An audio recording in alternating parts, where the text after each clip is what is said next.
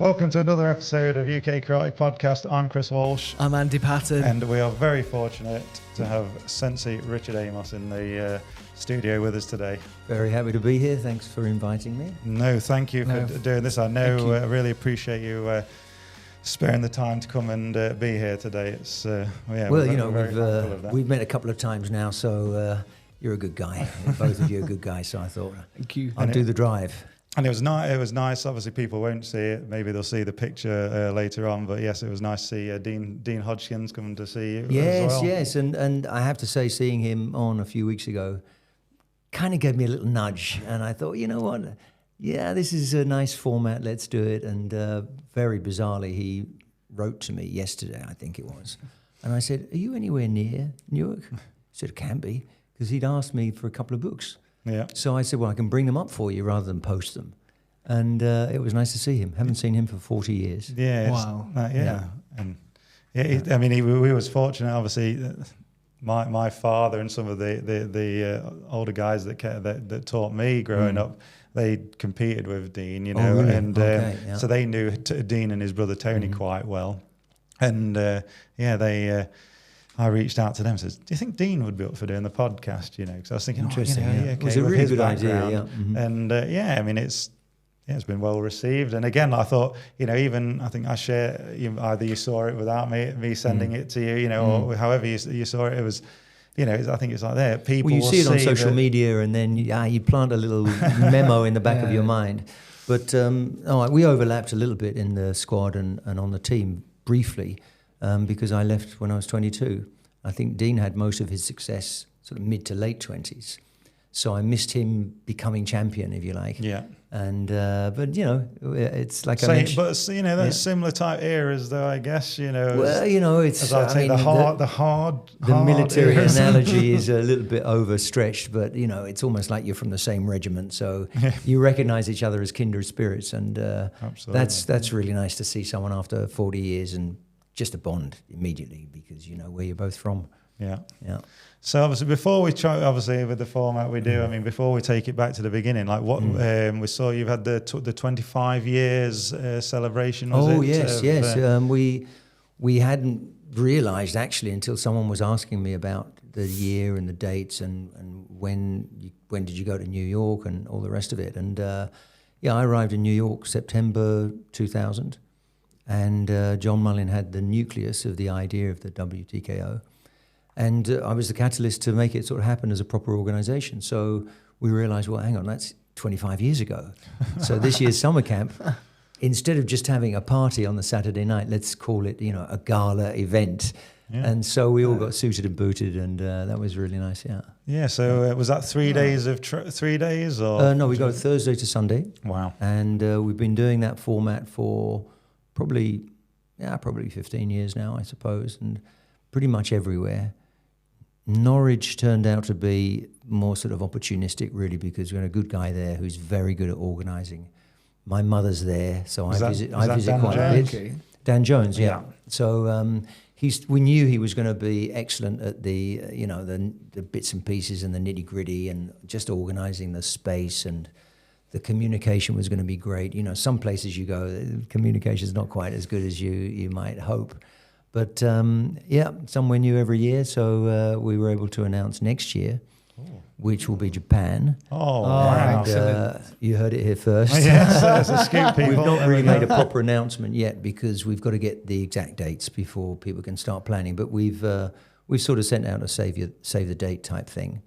And I'm very excited about that. Any other outline that you could give us without, say, like from a Thursday to a Sunday again? Would it be? Yeah, we'll do it pretty much exactly the same because it's going to be in the countryside, not somewhere like Tokyo, which would be logistically a little bit more fraught with, you know, fees and bookings and venue space, and not to mention so many different groups, all cheek by jowl.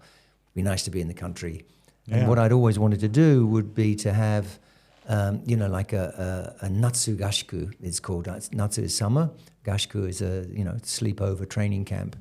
And have a Gashiku like that as we had in the university Gashiku, where without without someone breaking a shinai across your backside, you know, but all the good bits and none of the bad bits. Yeah. And then we thought, well, you know, a bit of austerity might be nice, sleeping on the matted ground, having, you know, fish and rice for breakfast, and maybe not having coffee for breakfast, but green tea. And if people are a little bit like, I want the comforts of home, anyone can suffer that because it's not bad. Yeah. And then after 4 days, you feel very proud of yourself. You've done it. You've done a proper gashku in the mountains of Japan. Oh, I really like that. And so that's what we're planning. Brilliant. And it's early days yet, but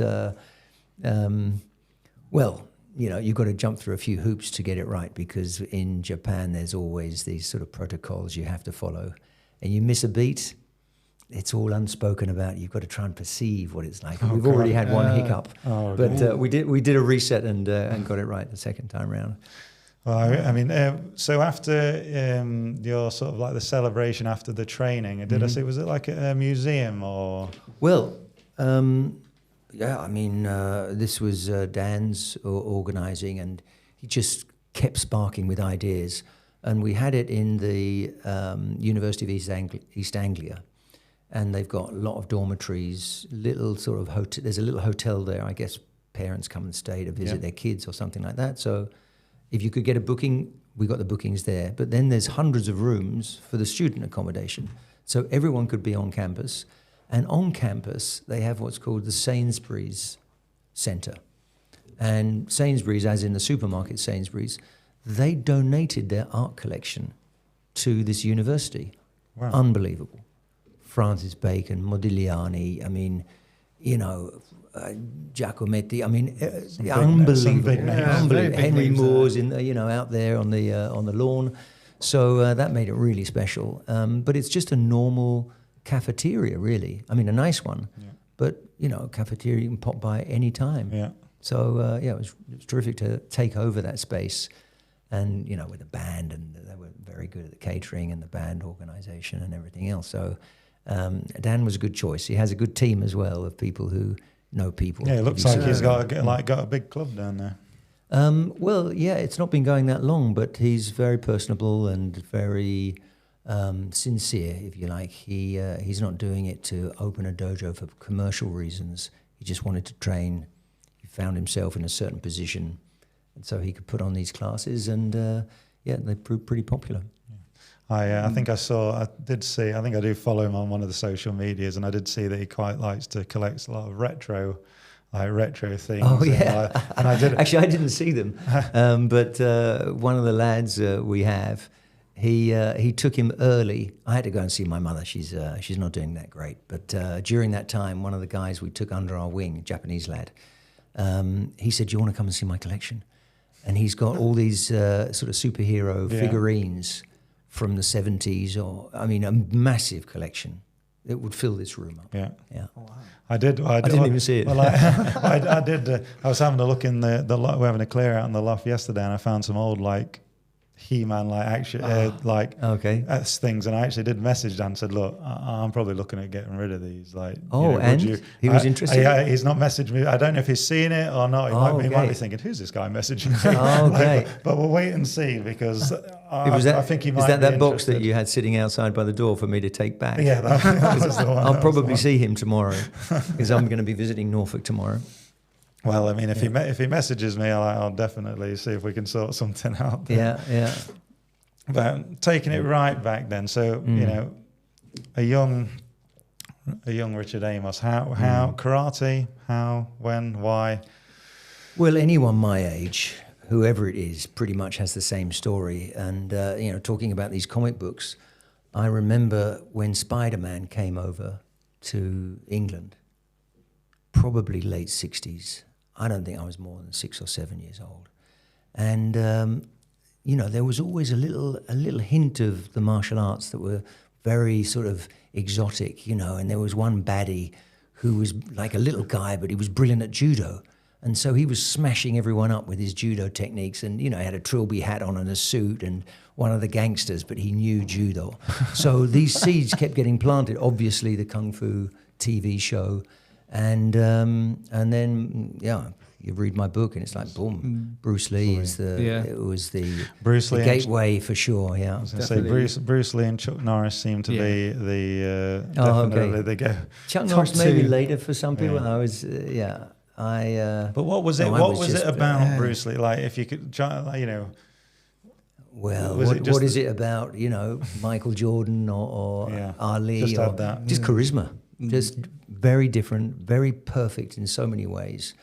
You know, small and wiry, but unbelievable muscles everywhere and kind of good looking and all that kind of stuff. There was nothing wrong with him in that sense. Plus, he was the first one to take it to that level. So it blew us away, you know. Bear in mind, you know, there were no videos or anything in those days. So you saw a glimpse.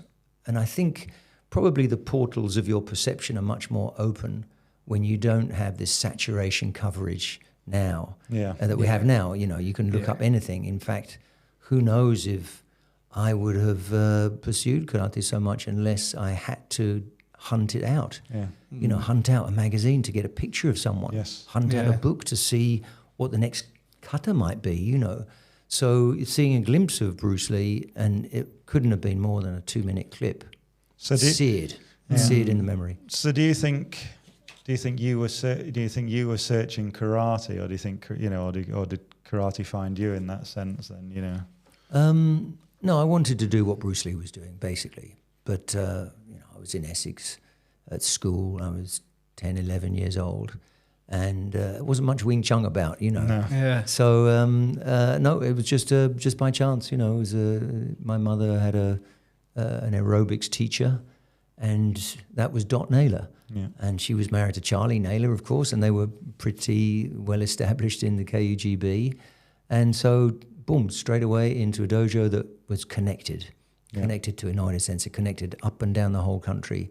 You know, you'd go to an event after a couple of years, and this is always a great sort of confirmation. You know, you join a dojo, you don't know the difference between one and the other, and then you go to a big event, you realize, hang on, my instructor is quite important across the country. Then you realize, well, our main instructor, Inoue Sensei, there he is on the cover of a magazine. He's this and this and this. I'm in the right place. And was Inoue Sensei sort of like in and out your dojo like quite regular? I'm not sure if it was every month, but it was pretty regular. And he was a close friend of the Naylors. Charlie was the best man at his wedding, for example. Right. So they go way back, and there was clearly a very good relationship. Yeah. And do you remember him? I probably always bring it up in most podcasts, but it is that presence, like what he had. Well, that's the thing, and that because you probably like saw him quite regular. Maybe that like No, I remember the very first time I saw him, and so I suppose because I was doing karate, I started leaning a little bit more towards a sort of Japanese aesthetic rather than a Chinese, because, you know, Bruce Lee was Chinese, Hong Kong, it was all, you know, it was all sort of gold and reds and things like this, and then you got the karate, black and white, minimalist, very sort of subtle, and then you have someone representing that sort of samurai world. You know, it's a childish sort of, you know, fantastical idea, but there was no one who had more presence than Inoue Sensei. I don't think I've met anyone actually with that much presence. Maybe Yahara Sensei in a way. But he's not so gregarious. Inoue Sensei was just exploding enthusiasm. Most people that trained either at that time or were lucky enough to at least train with Inoue Sensei a few times. Again, myself, I was quite a young child, but you know, still old enough to remember that presence of you know, when he walked in a room and just boom, that was it. Yeah. Well, you know, it's, I mean, the sort of telescopic nature of time is weird, because that was 74, 75 when I first saw him, and of course he'd only been in the country 7 or 8 years. So he was in his mid-30s, mid to late 30s maybe. And you saw old film footage, because when he came to England, there was a NHK documentary, a Japanese TV documentary. And wow, he was so young, It's only a few years before, you know. And then sort of 30, 40, 50 years go by and, you know, you don't realize how early that was and how powerful he was, because he always seemed to stay the same sort of vibrant person he was when I first saw him. But, he was probably 35 or something like that. Yeah. Wow. I mean, I love seeing that, like the old footage of him training. And I know there's one of the old videos where I think it's Sensei and Noida and a lot of the Liverpool contingent, like training in a park. Training in the park. And there was another one down in the London dojo way before Marshall Street where he strides in and they're all bowing and everything else. So obviously, what was it like just walking in the dojo for like the first time? If you my first class, first time, well, I do have a paragraph of this in my book, but it's absolutely total recall again. You know, it was in the YMCA. All the chairs from bingo last night were shoved up to one side, so I remember the whole room was lined with chairs stacked, bits of glass on the floor and all that sort of stuff. We were, you know, sort of just a bunch of kids really, and I was probably about the middle-age bracket. There were sort of between 7 and 14, I suppose, something like that. I think there were a few little kids, but mostly kids about my age. I was going to say, did they have a kids class? Because you know, again, a lot of people that we've had on have said, like, you know, there was, you know, they were told to go away at like sometimes because they weren't taking children, but they obviously. There were a lot of kids around in those days, a lot. I mean, I remember the first time, probably 15 or 16, going to the Nationals, would have been 78, 79. There was a huge kids division, and there were kids, I mean, at that age, I was probably a brown belt, maybe a Shodan. I got my Shodan in 79. Can't quite remember when I first went to Crystal Palace, but there were kids with black belts that were worn out. Oh, right. Okay. They'd been around for a while. Yeah. And was it, you know, was the training with the nailers, was it like really firm, hard training? I mean, from what I remember, yes. I don't know if it was my approach to training. It was, you know, very, very sort of focused on working as hard as I could. I wasn't a lazy person at school, but you know, when something grabbed me, I worked really hard, and they were very encouraging to work hard, put it that way. They'd come from that Liverpool Enoida school of teaching.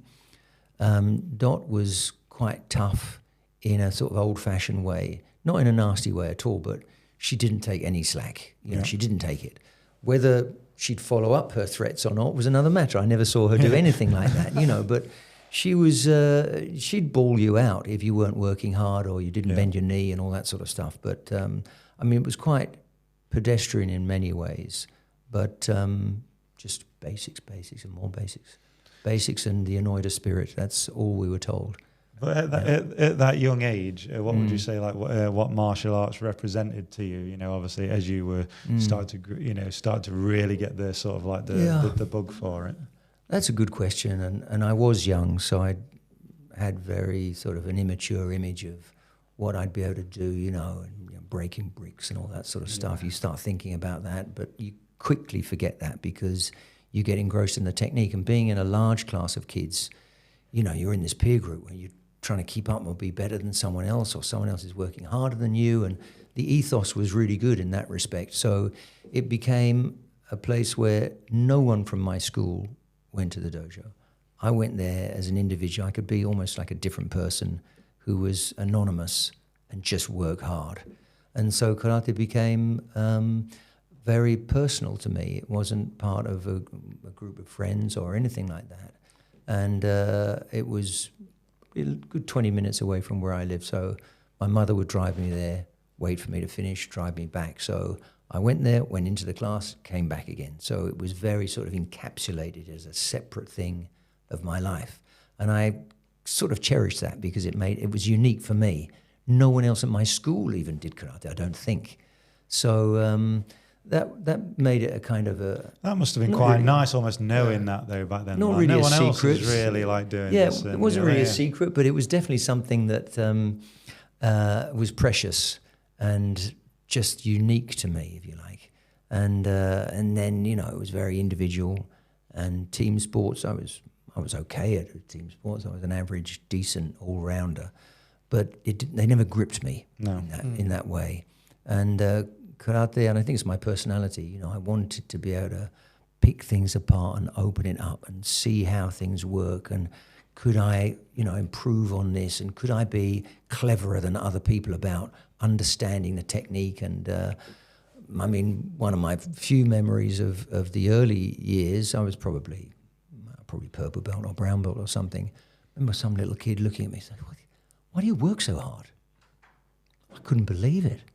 Even now, remembering that, I remember this kid looking at me, "How come you work so hard?" I was drenched in sweat.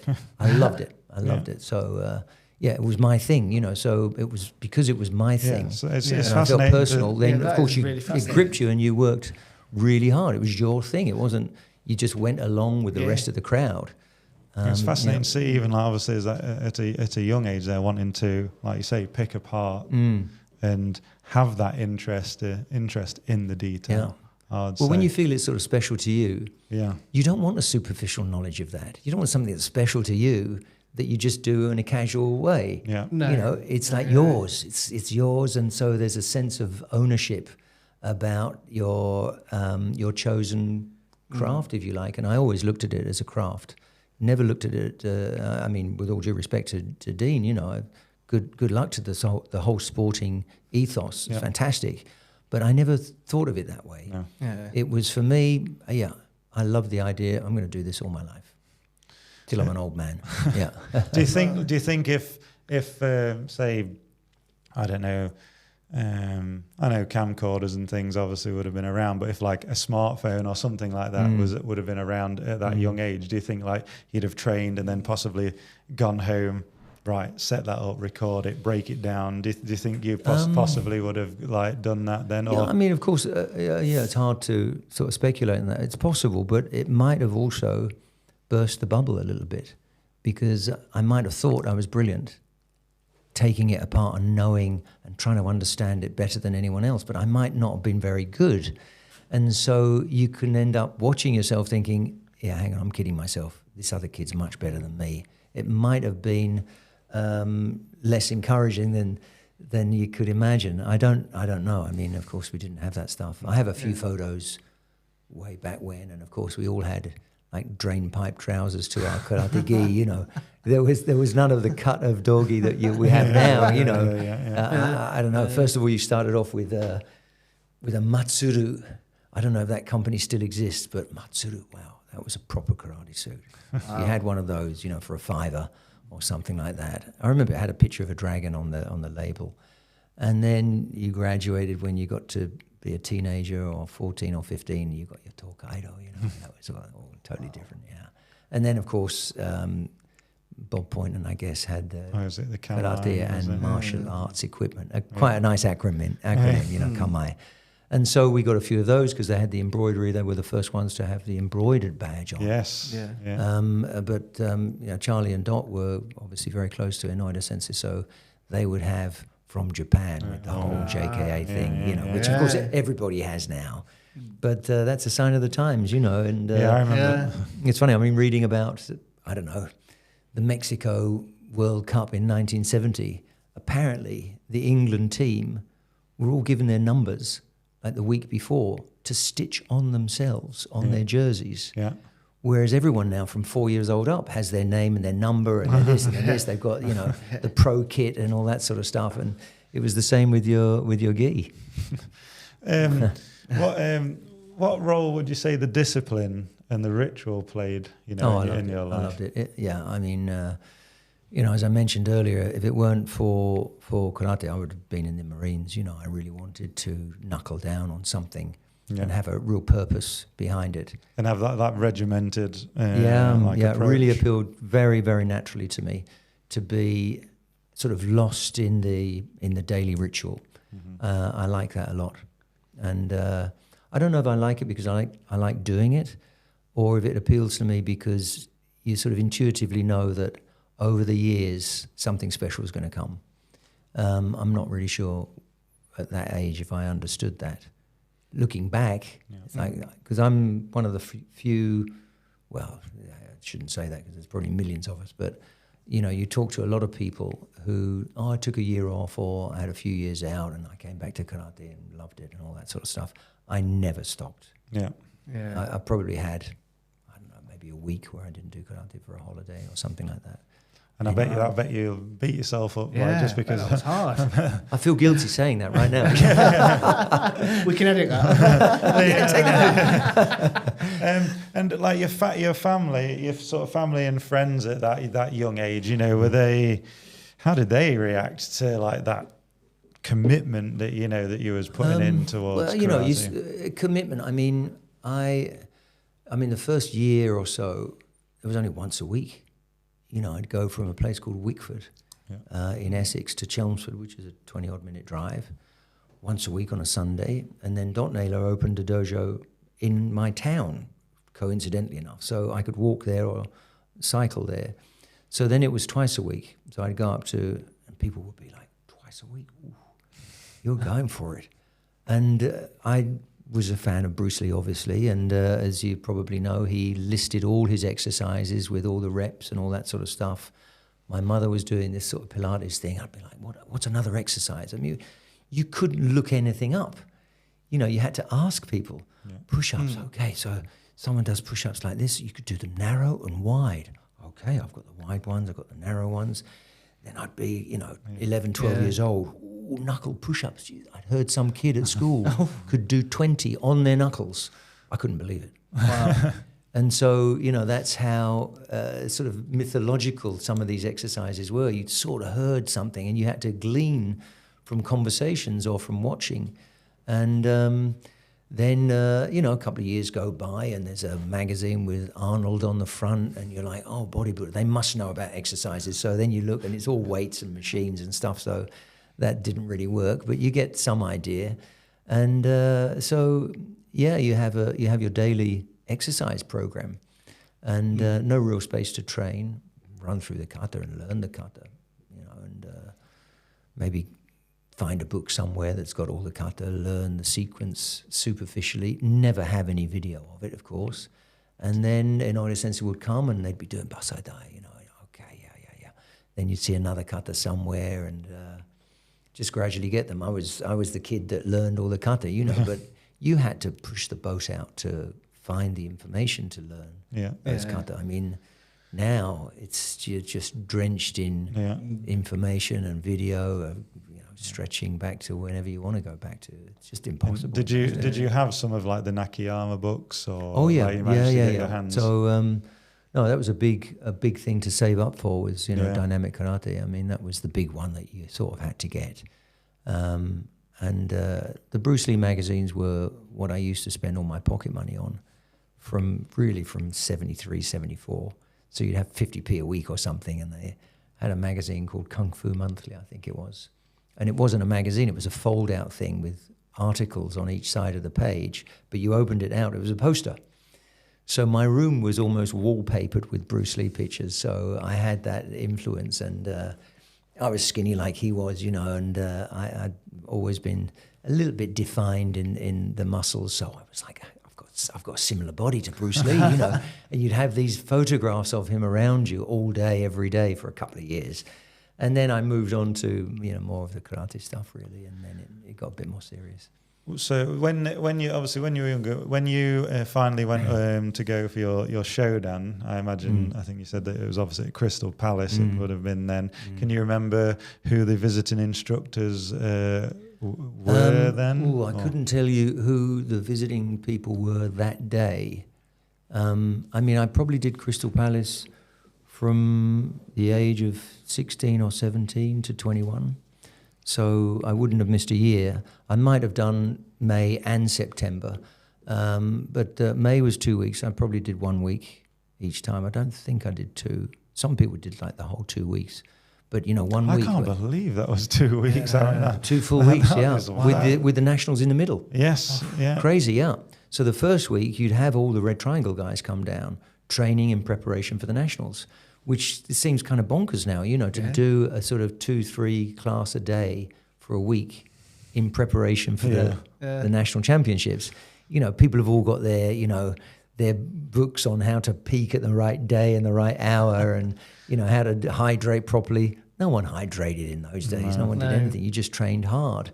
But I mean, there was never a water break. I suppose the most exciting instructors there were sort of Shirai and Kase, and those were the legends. And then I was there the year that Nakayama Sensei came. I think it was probably 84, might have been 85, around that time. And he brought Tabata with him. That must have been nice. Did you get the? Yeah, I think I read in your book you got the chance to meet Nakayama. Yeah, I didn't really meet him then. I was in his class. Yeah. I only met him once, and that was in 1980 in the World Championships in Bremen. And again, it was great. I was hanging out with Charlie Naylor, and he introduced me, and he knew everyone, and he seemed very comfortable with Nakayama Sensei. So I guess they met each other a bunch of times, and Nakayama Sensei obviously knew who Charlie Naylor was, and did Nakayama say he must have a bit like annoyed it? Did he have a little bit of a good presence about him? Not at all. No. He was just like a little old man. Yeah. Oh. I mean, I mentioned in my book that Charlie introduced me. I reached out like this. If you reach out to and I clicked his index finger with my hand. Oh. And everyone started laughing at me. I was so self-conscious that I thought I'd made this massive faux pas, No. And sort of was embarrassed, you're meeting this global legend. But he was just a little smiling old man, and wow. that was it, yeah. You mentioned obviously like there meet in Bremen, was it? And was that was, I'm sure when I read your book, was that was when did you see Yahara Sensei doing Unsu? No, that was in Cairo. Ah. I don't actually remember Yahara's kata in Bremen. I remember him fighting and falling down, jumping up, spinning around, and he had a great fight with Dacic. But he got at least one disqualification and a bunch of warnings. So they left him off the team for the finals.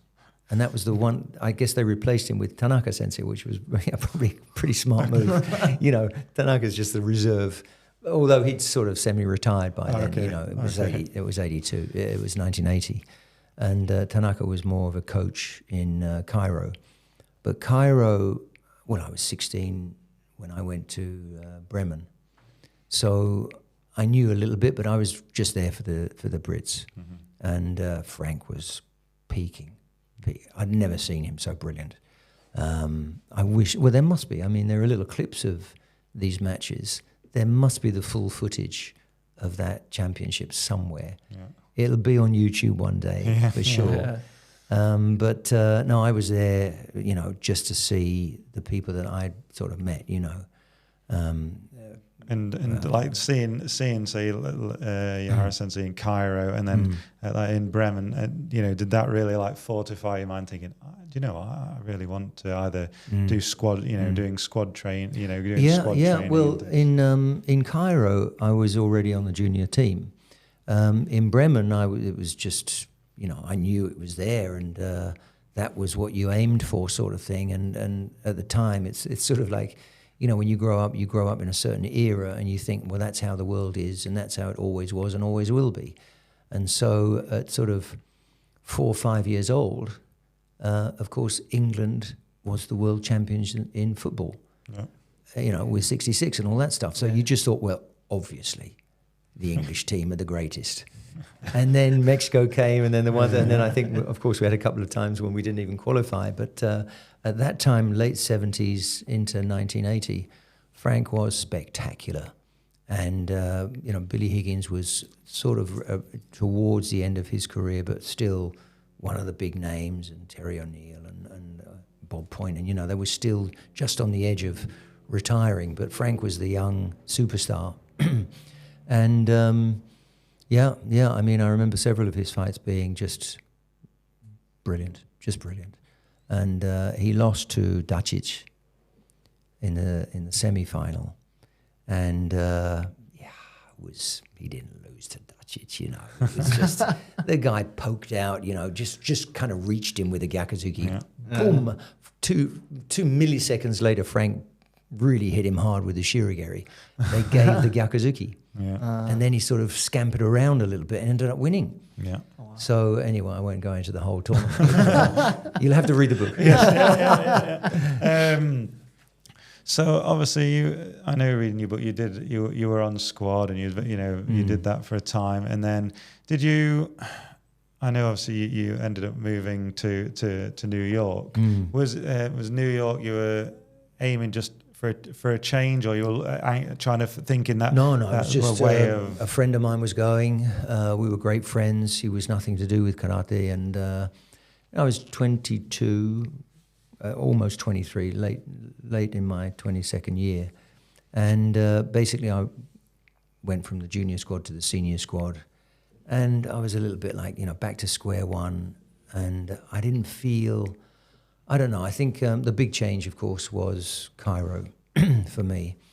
Because I was 20, I kind of knew what I was talking about. Whereas Bremen, I was just, wanting the England team to win, wanting Frank to win.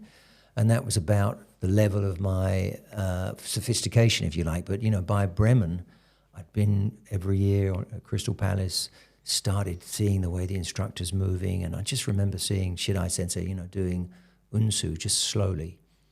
Just looked perfect to me. I mean, he wasn't putting any speed in, but just the way his body was flowing, it was just completely different and really, really impressive to me. Whereas with Frank, it was an impossible thing. Too massive, too flexible, too blindingly far. I couldn't move like that. And I couldn't see how I could move like that. Yeah. But even though, whether it was Shidai Sensei or whoever it was, you could see that, okay, you polish it enough, you're going to get smooth like that. And that became my thing. And that was, 100% turning point for me was Cairo, watching Osaka and Yahara Sensei do their kata. I was sitting there, still a big fan of Frank, and he did his sochin, then Osaka did his sochin, then Yahara did his unsu, and those two were in a different universe. Yeah. But they weren't doing anything in the way that, Frank's stances would be so massive. Mm-hmm. If I went as deep as that, I wouldn't be able to move into the next move. Yeah. His kicks were so effortless and so high that it was a little bit like, really? You're setting that bar there?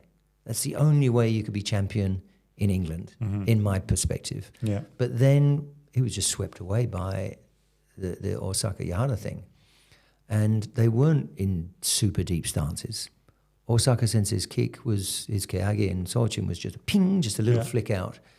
But the composure, it really did feel to me like a lifelong warrior. It's the difference between, a street fighter, not that Frank was a street fighter, but a street fighter lacking in finesse to a professional hitman. How are they going to go and do their job? Yeah. And so that's what it felt like to me, whereas one was all like, veins popping out and ki eyes lasting forever, and the other was just another day at work. Ooh, that's professional. That's how I felt anyway. I was lucky enough to train with Osaka Sensei a few times in the UK, and it, obviously would have been quite a bit older, but still probably one of the best people I think I've ever seen. Yeah, now, I'm not knocking him. He's brilliant. He's a little too disjointed for me. So I feel there's a little too much looseness in the limbs. I know what you're saying, because you see what I mean? I know what you're saying. He has. It's sort of like trying to compare two different artists, though. You can't say, well, that era of Picasso's no good. I prefer this era. You can't really say that, because that's also the point. They are artists or artisans or craftsmen in that sense. They're not trying to do, not to disparage anyone else, but to use the art analogy, there's painting by numbers and there's abstract genius, and it's a whole different thing. You can see when something's got profundity and when something's sort of a really, really good copy that you can't fault. But underneath, is there a personality? Is there an individuality to it that transcends shape and form and all the rest of it. And is that kind of what you wanted to find out? Well, yeah, I wanted to feel my own karate being mine, but also authentic. And I just don't think I could have got that from, well, for want of a better place to start, the KUGB. I mean, I felt like, they were really strong, really good, world class for sure, but you had to be more like them than I was to be able to achieve that. Okay. If you see what I mean. Yeah. Like Dave Hazard Sensei, flipping great street fighter. Yeah. Brilliant. Frank, phenomenal gymnast's body, let's face it, with that speed and that control and that precision. I'm neither of those sorts. There are elements that I could take from that. Yeah. And it's probably my personality as well. I'm as I mentioned before, with coming back to England more often now, I feel like I'm very, very English, but there's quite a bit of New York in me, and there's quite a bit of Japan in me, and there's quite a bit of everything else. And so I'm more of a collector of the things that appeal to me than the things that I find, relevant and authentic and helpful. And, that amalgamation of things I think you can put into karate. It's like, when you've done as long as I have or we have, then, you'll go to the Aikido dojo and you'll do a few classes and it won't pull you away from your Shotokan. You'll just steal something and bring it in. Yeah. And it's relevant and it's real. And it hasn't distilled anything. It's just enhanced another layer. And so I don't think, a lot of people say, you can see Yahada's influence. I'm very happy with that, but there's a lot that I disagree with that he does. So my karate is not Yahada karate. There's a lot of influence there. There's also a lot of influence from someone like Isaka Sensei, who's pretty wacky, but he taught me how to feel my body, in that mega slow motion stuff he does, always sort of undulating the spine and super slow motion. And, that's for body control, obviously. And you can't move in a synchronized way in slow motion without the entire body being a unit. And that's one of the reasons why I just don't like the way Kata's done now. Right. Because no one's really doing that. No one's easing into the stance. They're in the stance and they'll turn their hip very slowly, or at the end, the arm will come out long after the stance is done. Yeah. It's like, well, no, hang on a minute. You've got to do that super fast and then you have to slow it down. You can't do it super fast in that kind of disjointed robotic way. Stance, hip, hand, I can remember doesn't work that way. I remember when you came, I think when you came to teach a class for us, and I think we might have gone through, I'm sure it may be a Sojin, and I think everyone did the first move, and you're like, no. Oh, really? Well, not quite like that. Maybe not quite like that. Probably was, yeah. But no. Well, if something's wrong, it's wrong. I mean, absolutely. It's indefensible, really, as far as I'm concerned. Yeah, I mean, if it's wrong, it's wrong. Yeah. Why would you land? I mean, to be flat-footed and motionless, and then do something with your arm. Yeah, I'm sorry, that's not going to work. And I'm a great lover in testing, what you might do in Kumite with what you might be doing in kihon and kata. And so, especially in this day and age when, there's so much stuff out there and so many varieties of karate and fighting arts, and is it real, is it not real, is it this and that? Well, I mean... It does seem karate gets a bad rap. Well, because a lot of karate is done badly. A lot of karate is done with too much tension, too rigid. A lot of the applications are not reverse engineered properly. And if they are, they're sort of, they're susceptible to the imagination of whoever's doing it. And then it's like, hang on a minute, you've just lost where the karate ends and where your ideas begin. I want that thread to stay. And I think it is there. But you've got to look a bit deeper into the body. How are you moving the body in a certain technique? Well, your hand goes here and your hand goes there, whatever. That's not it. What's going on with the body process? Yeah. And what's going on with the body process, and that's why you have a certain number of finite basic movements that you do forever, many, many, many thousands. And you can't be doing that to make the shape better. You can't even be doing it to make it faster. You're doing it to make it unconsciously pure. Yeah.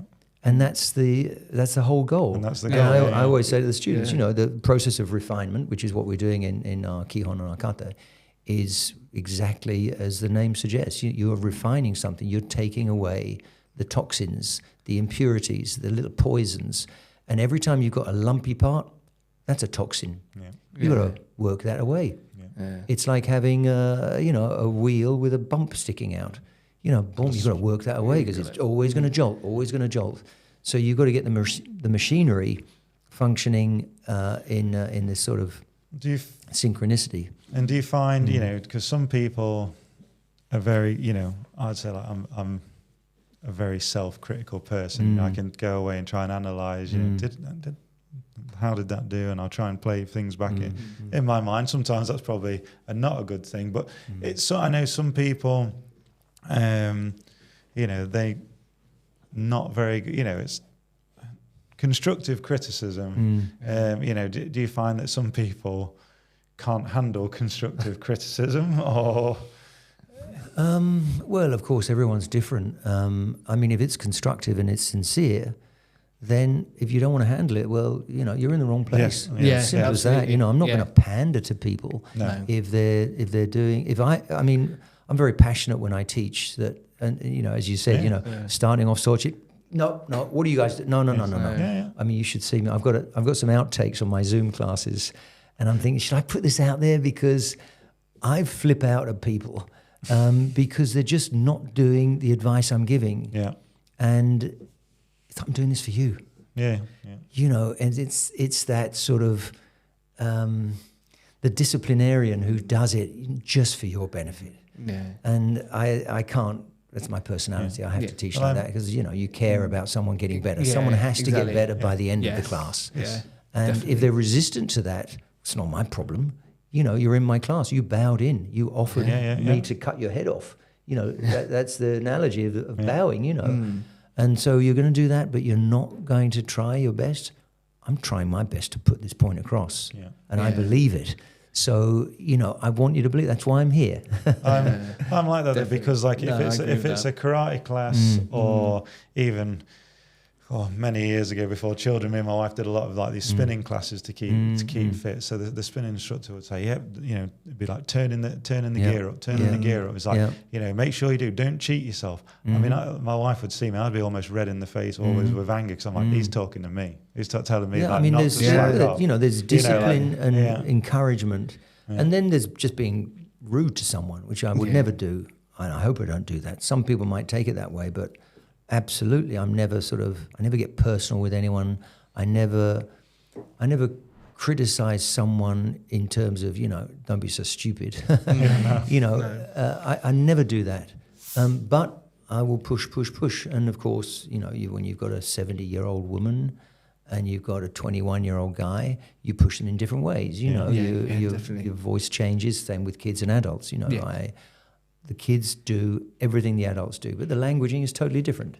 You cajole and you tease them and you make a little joke, and then sometimes you have to give a sort of life lesson or something, when they've got no manners, you start talking about manners, and why you have these rituals in the dojo, and whether you think discipline is a good thing or whether you should just be all over the place and do what you want.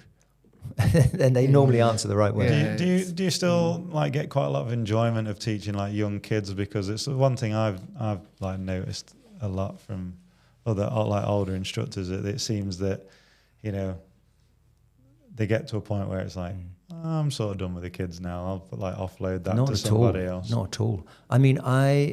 I did decide, because after COVID, of course, everything was messed up then, and then we went back to New York, and my wife, unfortunately, was trapped in England because she had a passport issue, and the Australian passport office was closed, and the thing expired, and it was just like, oh God, so she got stuck with her mother-in-law for a little bit longer than she expected to, and so she was really keen to come back. I was a bit ambivalent, but we decided to come back to New York, and then, COVID changed an awful lot.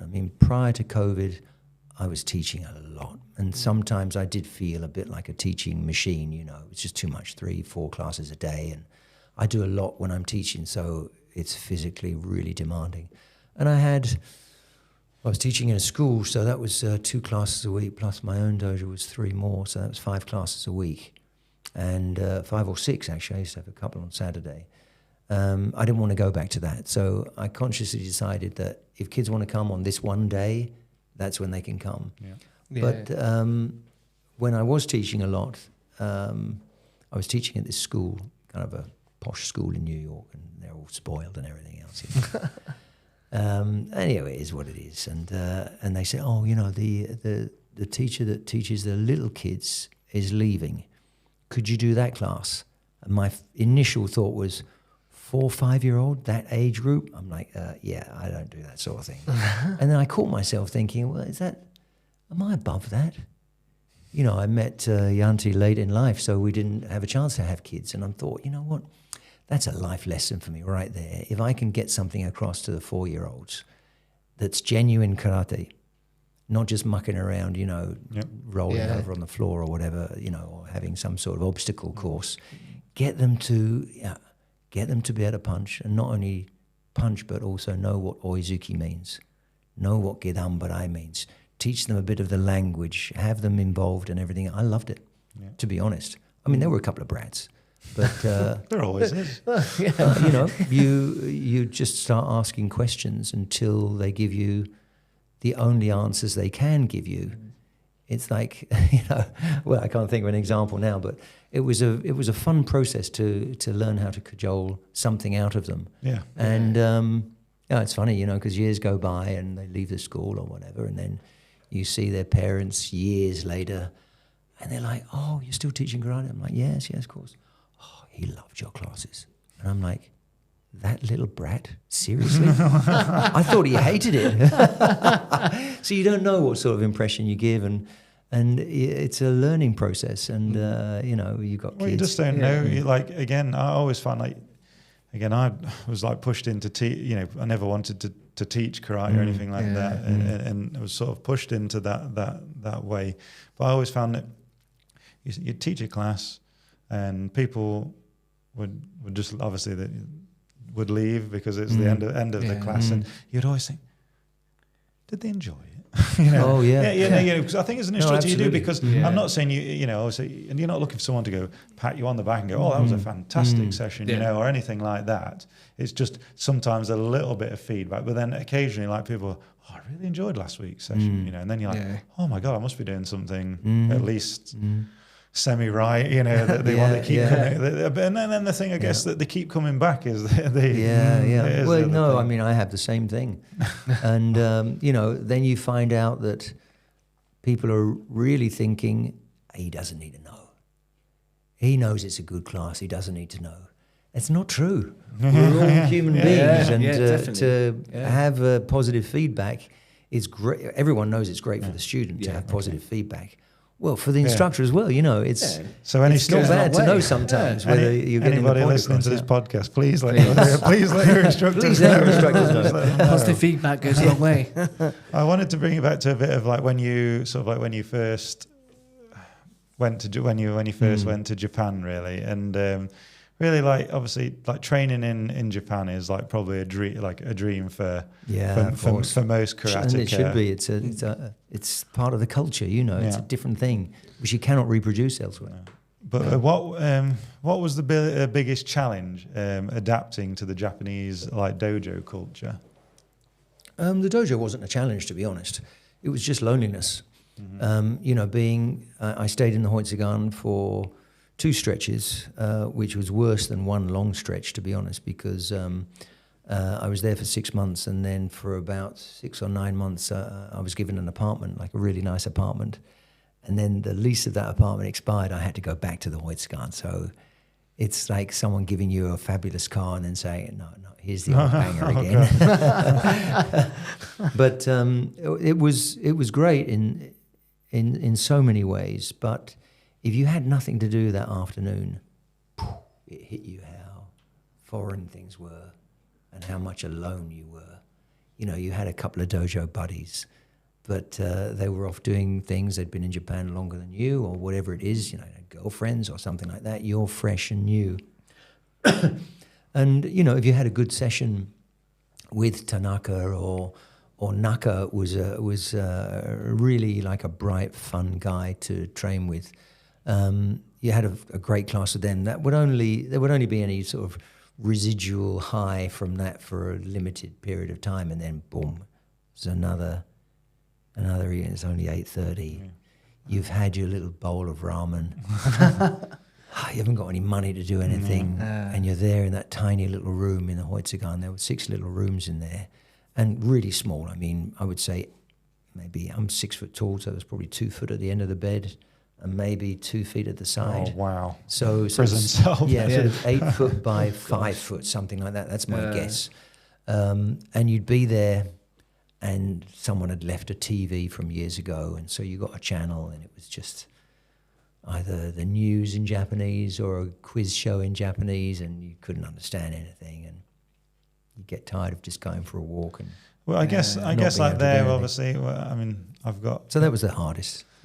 Well, no, I can relate in a small way, I guess, in the sense that they like my one side of my family is Italian, so I used to go over there as a young lad, and I mean, I found it hard, like trying to learn the language. So like when you were there, like you say, if you couldn't speak the language to start off with, like, you've got no tools to help you really. And that loneliness must have really been like at the beginning. Well, I look back and I'm grateful for it, because that's one of those tough experiences that do build your character and do give you sort of the confidence to know that you do have the courage of your convictions. You've gone out there. If you flake out after a few weeks, then what kind of convictions do you have? And so that can be a really self-destructive thing, to think of yourself as being flaky. But then when you do that and you go through it, and then months go by and good things start to happen and you start to feel more and more comfortable, and it's not something I consciously realized then, but years go by and you look back and you're like, I'm glad I didn't have the internet. I'm glad I didn't have a credit card or a debit card or anything. Nothing at all. I just had a couple of grand in cash. That was it. No friends, no nothing. Just I knew the address of the Hoitsugan. And I don't think I even knew that. I was told to go to the JKA headquarters, and they would tell me where it was. Actually, now I think about it, that was it. I knew where the headquarters was because you walked out the train station, you walked down that road, and it was up the stairs. So, okay, I've got that. And I've, paced my way through the directions I was given, went up the stairs, and then it was Naka, actually. He gave me a map, and that was it. I walked back down again, tried to follow the map. And so you go in there and you're just like, this is it, I'm here. Jesus, just got to kill time until class in the morning. So, And before I come to that sort of like the first class, like what was it, obviously living at the Hoitsugan, but what was it like? Did you train there much as well? Oh, well, it was a prerequisite, So you had classes there Monday to Saturday. Sunday was a day off. Sunday was a day off at the headquarters as well. And the Hoitsugan was 200 meters from the headquarters.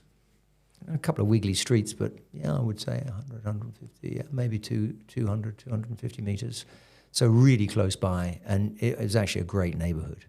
So it wasn't some seedy downtown, office area. It was very residential, very sort of higgledy-piggledy, bustling kind of streets. And I wrote to the Hoitsugan, and that was another fortunate thing with going to New York first, because they were just more cosmopolitan in some senses. Mori Sensei was in New York, very, very Japanese. I mean, we think of all of them as very Japanese, but he was Japanese from the 1950s, unchanged. But he had some exchanges going on, and there were a couple of students that had been to Japan and come back and everything else. And Sue Warman had been to Japan from Marshall Street. And I'm not sure if anyone else from down there had been to Japan. I mean, obviously people like Terry O'Neill and those guys had been. I don't know how good Terry's Japanese was, but I do remember Tabata asking him to translate at Crystal Palace. No idea whether he made it up or if he could translate it. I mean, with all due respect, you know, he's a great man, but I don't see him as a language person particularly. Yeah, so Sue Warman, who's a real sort of tough instructor at the Marshall Street dojo, she'd gone, but she went out and she didn't really like the headquarters. So she went out and trained outside of Tokyo. And so there was no real advice that I could get that was specific to me. But in New York, okay, there's the Hoitsugan. Didn't know about it. Yeah, you could stay there. I stayed there, boom, boom, boom. Why don't you write to Kawawada Sensei? So I wrote asking if I could stay. That must have felt very odd as well, like just to write to him and just see what happens, I guess. Well, the other thing about New York, which I don't know if they were available in England, I guess VHSs were out, I don't know what year they came out, mid-80s maybe? I don't know. Yeah. So I arrived in New York in 86, and you know I was right in Manhattan, so it would be like me arriving in Soho or somewhere in London. And of course there's a whole Japanese area, Japanese restaurants and all this sort of thing, and there was a Tokaido shop, and I needed to get a belt because my belt had got stolen. Oh no! Which, you know, well, that's another long story, but yeah, we lived in a car at the time, so a bag got stolen out of the car, and anyway, that's another story. But we were young and stupid, you know. It was great. I had a great time that first year in New York. But so I'd go to Tokaido, and a Japanese karate instructor was running the shop, and he wasn't Shotokan, but he would be back and forth to Japan, and the recordings of the All Japans, he had copied them. They were bootlegs for sure, but he was selling them in this store. And so, wow, there was the All Japans, 1984, 1983, oh my God. You know, I couldn't believe that I was getting these cassettes, and so I started watching that, and then that just fueled the whole desire of going. And then there were a couple of guys at Mori's who'd been to Japan, and one guy in particular who'd stayed in the Hoitsugan, said, do this. So I wrote, and I got a reply. And I found out later the reply was pure fluke from one of the guys in the Hoitsugan who became a friend of mine, telling Kawawada Sensei, you really should reply to this. He's like, why bother, you know, because people were just showing up, which I couldn't do. I couldn't just show up in Japan and just say, well, I heard about this place, can I come and stay? But apparently people did. So I wrote, and this guy, Leon Montoya, is a great friend of mine. He wrote the reply, Kawawada Sensei signed it, which is kind of nice. And I bought the ticket the next day. Do you still have that from Kawawada? Oh. Somewhere. It's in a box somewhere. I've got storage places all over. And, I mean, obviously you'd got that set in your, obviously knowing of reading your book, you know, you got that set in your mind of going over there and training. But again, we will skirt by some of that. So anyone who's listening, please read Sensei's book. Definitely. Because I mean, people ask me, you know, any advice on, I'd like to do what you did, and it's a different era. Yeah. I don't know what I'd say to anyone really in terms of advice. I mean, you know, people go for holidays and stuff, but when someone wants to go and live there, that is tough, because first I had the Hoitsugan, so I had a place to stay. It was just down the road from the Hombu. The JKA hadn't split up. And I mean, rightly, you know, there's two sides to that. Of course, the JKA were one massive solid unit, and so you didn't go anywhere else. Yeah. So there's a good and a bad side to that, because my world was like the JKA. Yeah. Yeah. And prior to that, my world in England was the KUGB. So you didn't explore. Yeah. And I think I would have done. I mean, one of the things I'm embarrassed about is being in Japan so long and not going to Okinawa, because the JKA was enough. You know, you had 20-odd instructors who are all basically, in my mind, were legends. Yeah. And if you had any energy, you took another class with another instructor within your, you know, headquarters dojo. Yeah. Speaking of energy, you just mentioned energy there, Sensei. I mean, how did you keep up the energy of this once you got involved in the training and teaching in Japan? Yeah, I mean, I was young, obviously, so you had that, and I was very keen on making my karate efficient. But instructors training, that sort of prepares you for physical stuff, And this friend of mine, Leon, I mean, I was 2 years in Japan before I joined the instructors class, so I was probably training, I would say Monday to Thursday was 3 times a week, Friday twice and Saturday twice, and then Sunday off. So, what's that? 4 times 3, okay, that's 12, 13, 14, 15, 16 classes. Not that bad. But, we'd have the Shotokan training 7:30 to 8:30 in the morning, and then we'd have an hour and a half or so. We'd head over to the Hombu at 10:15 for the 10:30 class. In between, we'd have breakfast together. And we'd be having breakfast, and we'd cool down, and we'd look at each other. Should we do it? It's a beautiful day. Should we bother? And then one or the other of us would say, always do another hour. Because the classes were only 1 hour. Yeah. And sometimes they were focused on one technique. And so people who were coming, like normal people coming a couple of times a week, some instructors and some classes, they would be a little bit like, got shortchanged. We only did Maigiri today. Or, the class was a bit boring. He was talking too much. I'm like, I'll take it. I know I'm going to do another class later on and another class later on that night. I'll get my Kumite, I'll get my Kata, I'll get everything I want. I'll have an easy class. Kawahara Sensei was very chatty in class and would explain a lot of detail and things like this. Other instructors would just pound you up and down. And then you'd get, Yahara Sensei's class, which was, that was an experience. Especially back in those days. Yeah. Can you give us a little, give us a little glimpse sort of set it up there, Sensei. Of one of Yahara's teaching? Well, first of all, he was the Bruce Lee of the JKA, if you see what I mean. Yeah. He had the looks, he had the muscles, he had the danger factor. He was, a wild fighter, but very sophisticated at the same time. He'd had perfect suits on, perfect shoes. He'd come in there, it was almost like he had manicured hands with like scarred knuckles and calluses. It's kind of one of those things that threw you off. You never met anyone like him. And he took a shine to me, I have to say. We hit it off really early on, and I think part of it was, I hope part of it was my karate, but I think also he liked foreigners. And he was interested in having a diverse sort of crowd of fans, probably. I don't think he was as superficial as that, but, he liked to be liked. And he knew why people liked him, so he played to the crowd a little bit. And everyone who went to his class, especially those first couple of years when the JKA was packed, they all went there just to try and impress him. So the atmosphere was electric. And he'd stroll in really nonchalantly, always leaning against the shinai, and he'd sort of look around a bit bored, okay, count, so two of us would count for chokozukis or something, doing chokozuki, He's looking out the window. Is that all you've got? And why should I, the impression he gave was, why should I bother being here? I'm a busy man, got a busy life. I could be doing my own training.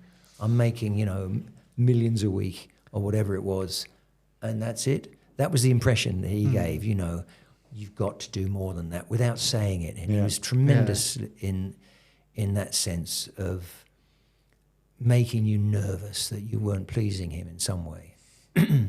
And we all wanted to please him because he was the coolest person we'd ever seen. Right. Yeah. And,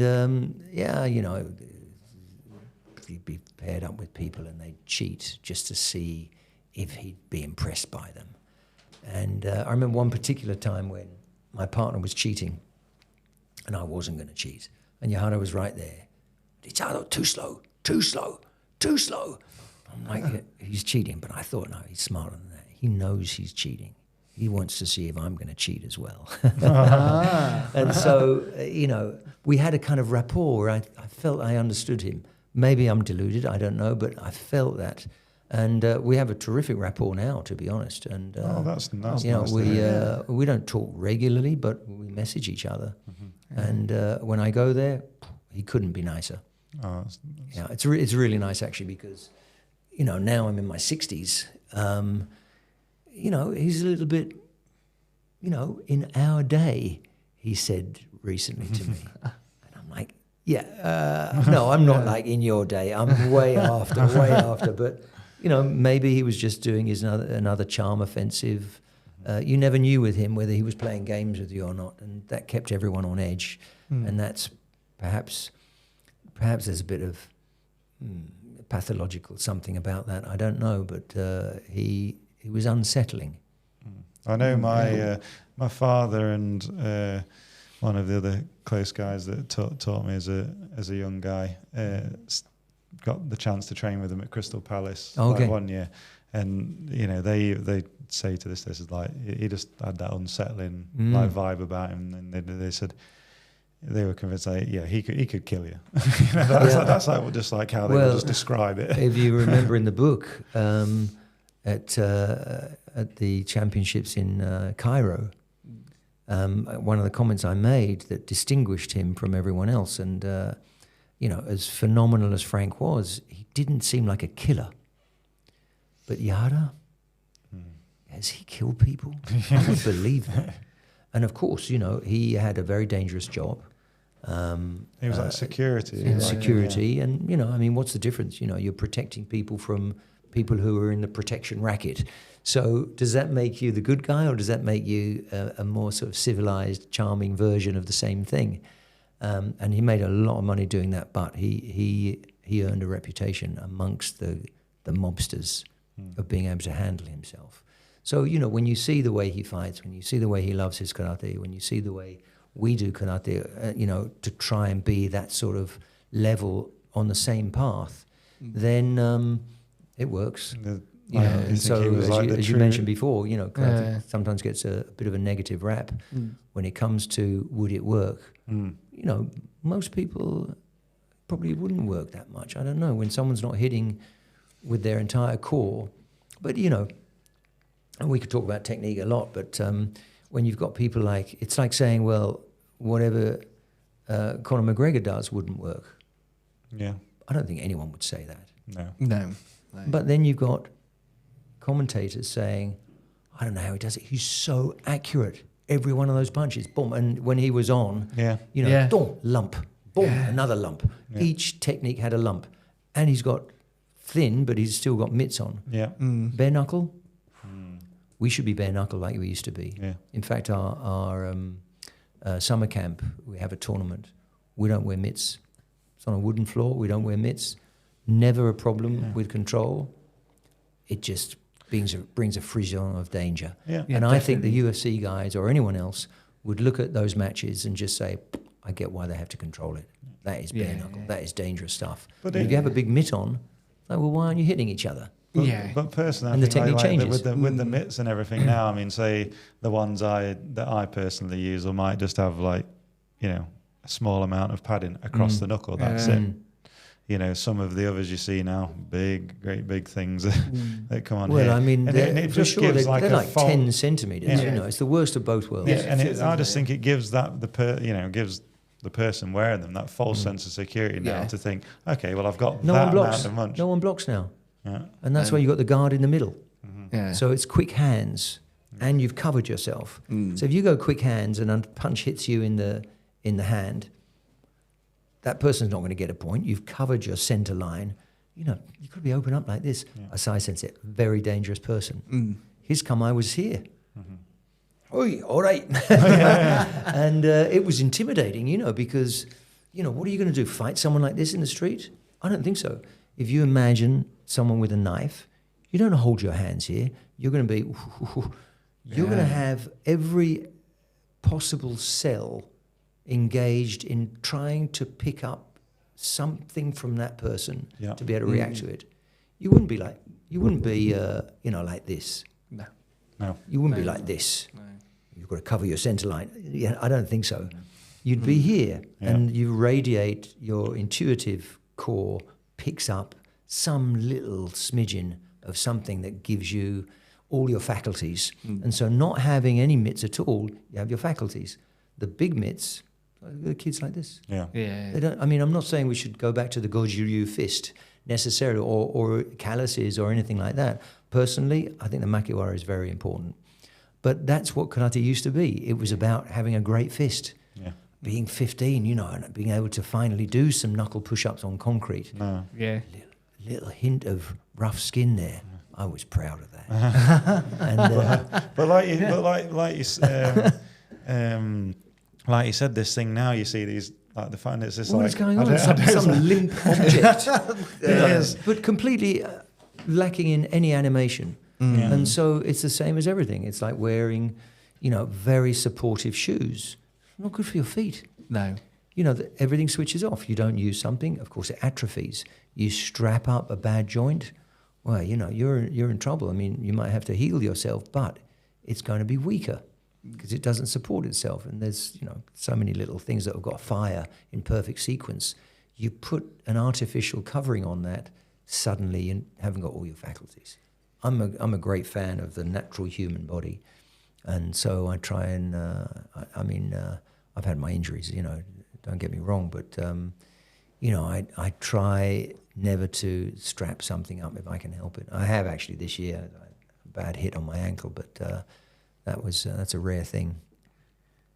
Yeah, it's We're digressing a bit here. I hope we've got a thread of a conversation that makes sense. It's good though. It's good to talk about these things and mention them. Well, you know, it all comes out somewhere. but just you in mentioned the recesses I did of the want, brain. Yeah. No, you did mention Asai Sensei there, and it's you know, I just wanted to, if you could just sort of like, you know, what I wasn't really aware of like Asai Sensei until some years ago, and you know what was the man like? You know, it was, everyone says how fluid his technique was, and I mean I hadn't even heard of like some of the katas, the Asai katas. Yeah, you know? crazy. I mean, he was like a fountain of kata coming out of him, just gushing out.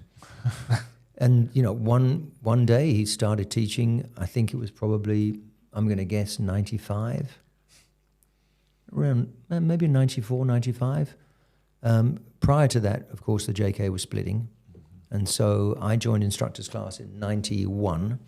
And from 91 to 94, we were in the old Hombu Dojo. 94, the lease was up and it was going to be unbelievably expensive. I can't remember how much it was. Something like, I don't know. No, I can't remember. Anyway, I mean, upwards of sort of $25,000, $30,000 a month from 5 or 6, you know, something crazy. So we had to move. And when we moved, that was sort of the departure from the old JKA links, because only a year before then, the other JKA was still in the same dojo. So there were 2 JKAs in the same dojo. So he wasn't around because he was persona non grata with the other group. The whole court case revolved around him. You know, in an underhand way, had all the paperwork and the hunko, the stamp for the JKA. And of course, they objected to that. Who was right and who was wrong, I couldn't say. But my side fought it and their side fought it, and we know what the result was ultimately in 99. So that was like a long-standing thing. I mean, that was 9 years, of that going on. Yeah. But apparently, you could appeal every time. For $100, you could appeal. Another year goes by, and so you know, I'm talking out of turn to say what happened, but it seemed to me that Asai Sensei had just gone, I've got my whole thing set up. I'm not going to appeal anymore. I'm going to drop it, and he announced it in an interview in a magazine. And the other guys didn't know, my other guys on the Asai Sensei side. So that was the end of that. But back to the point, when we moved away from there in 1994, moved to a new location, a much, much smaller place, all purpose-built and everything else. It was quite nice, but it was small. But the other JKA had moved a year before to an equally small place. So we were like, oh, okay, at least we've got the same sort of thing as they have. So no one's doing brilliantly. We're both just trying to keep things going. Asai Sensei started coming to the instructor's training. Prior to that, he wasn't coming. And we'd do his wacky drills, always completely different, always things you've never heard of. And then, boom, along comes Suishu, which happens to be one of my favorite Asai Sensei kata. First one I ever learned. Maybe that's why, I don't know. Maybe it's just because it's most representative of that sudden flowing style, which is what I was after. And it was almost like that's the kata designed to give you flow.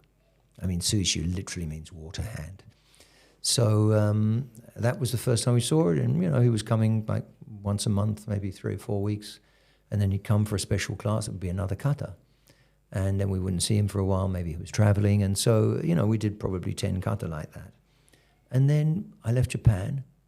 A couple of years later, he's got 130 of these kata. And I don't know if he already had those. And do you know all of them, Sensei? Well, I don't do any of those kata except for the ones that I learned directly from him. Okay. Because whether he was evolving them or not, I don't know. But sometimes you see slight differences. And I wouldn't say those differences are definitely right or definitely wrong, because he might have done it that year that way. It's almost like, you go and see your favorite musician and they change the lyrics. They're prerogative. Yeah. But if someone's a cover band and changes the lyrics, you're going to be like, well, yeah, hang on a minute. Yeah. You can't just change the lyrics. And so I feel that way about Asai Sensei's kata. I do it the way I learned it from him.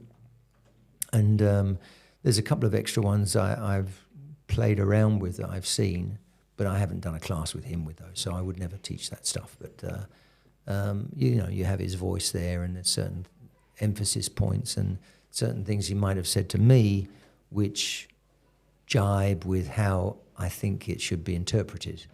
Yeah. Whereas others are a little bit more like, this is what he said to me. Maybe he said something to me because it was the year, or because it was good for me, or what, I don't know.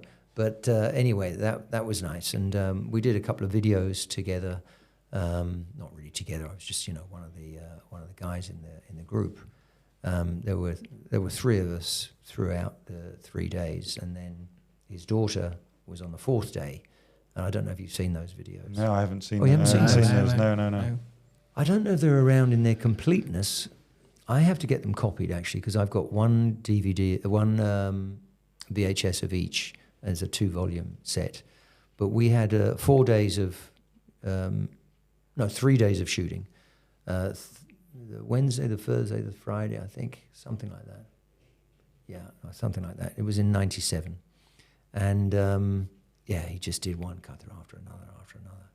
Really, really interesting. And I can't remember why I was going to bring that up, but I saw a really big side of that. And he's kind of a genius. That's why everyone's generally said, like, he was just... Yeah. Just out there. So different, so out there, but not weird. No. Whereas Isaka Sensei was a bit strange. He was out there, but he was unbelievably sincere. So, I try and learn from him. And I don't think I move like him at all, but I do feel that part of what I do is part of the product that he gave me. But Asai Sensei was different altogether. I mean, the way he moved, the way he hit you. And was it Asai Sensei that presented you with your instructor's certificate? Yes, yeah. So must have been I graduated the spring of '94, so I'd done 3 full years, and that was nice. Do they? I can't remember from your book, but do they sort of intimate to you like, right, you're going to be graduating like soon? No. Soon, you have the calendar counting the days down. It's a bit of a sentence. But reading your book, it certainly sounds at times that it was a serious sentence at times. It is, because you've got no choice. Yeah, you really got no choice. It's you signed yourself up for it. You psych yourself up for it, and you don't have a choice, because either you do it or you don't do it. Yeah. And the toughest part is not being able to answer back, or not being able to risk upsetting one of your senpai. Mm-hmm. You just don't want to put yourself in jeopardy. But I don't think it's a master plan, but what you learn from it, what you can learn from it. And what I learned most importantly is the consideration of the environment and the circumstances, to a very military thing, to be able to anticipate what your senior needs. It's like if you're a private in the army and you anticipate what your captain wants, that makes you a very good soldier. But you've got to be sensitive to that, and also you have to know them inside out. So if you know them inside out, and you know what buttons you have to push to get the right result, then you're training the Miyamoto Musashi strategy. It's all about strategy. Life is strategy. And so that was a big thing, and that was tough doing that. But at the same time, it's a bit like a bit like being an apprentice. I can sort of only relate it to there is that the person teaching you, he's doing the job or showing you the job. Yeah, and you're put with the craftsman, and you stay with that person. Yeah, and I was like, I can see he's going to need a 14 mil spanner in a minute. Mm-hmm. Okay. Yeah. Sat there waiting. Waiting. Exactly. And so, when he fades away, you just naturally step into those shoes. Yeah. And so that's also the Japanese way of teaching. Really, they don't have that sort of pedagogical Western way of teaching properly. They are sort of mentors and uchideshi, if you like, the sort of living student, especially with the crafts and the arts, and whether it's sushi or whether it's karate, you live with your instructor. Not that I lived with anyone, but, you sort of live with your instructor, you absorb. And that's the best way, as we know, to learn language, is just to have it all around you, and you grow up with it, and of course you're word perfect. I mean, certainly reading your book, like some of that. Well, I can, like you said, you probably would have been like in the Marines or in the forces or something like that. I mean, there's been very, very few negative reviews, to be honest, and I'm very grateful for that. Most people love it, but a couple of people said, "Oh, it sounds like a masochist," going through all that sort of sounds brutal. And I'm looking back, thinking, you know what? I signed up for it. Yeah. No one was forcing me to do it. But you say that to somebody that's like tried out for the Special Forces or the Marines. Mm-hmm. Is it going to be much different? They're seeing what you're made of? Yeah, of course. Obviously, I think again they're within reason. There's some bits there, but again, yes, you did put you put yourself there. You put yourself up for that. I mean, I don't feel like there was anything. I mean, there's a lot of things that I wouldn't do to my juniors. Mm-hmm. In general disdain, if you like. Mm-hmm. You felt that. Whether that was for show or not, I don't know. Probably with some people, probably with some people not. But I don't feel like there's anything that I thought was really out of order. But it's, as I was told, again, using the apprentice analogy, I mean, being a hydraulic engineer by trade, coming up for it with, much older guys, teaching me, I just got told it's character building. That is kind of a cliche, but it's absolutely true. Yeah, of course it's true. Yeah, I would say I'm probably full of character now. I noticed yourself. Especially if anyone says it's character building. That's funny. As soon as I met you with Yunta, I turned to Yunta and said, "We've got the right character here." Oh no! But I know in your book going on about Bushido,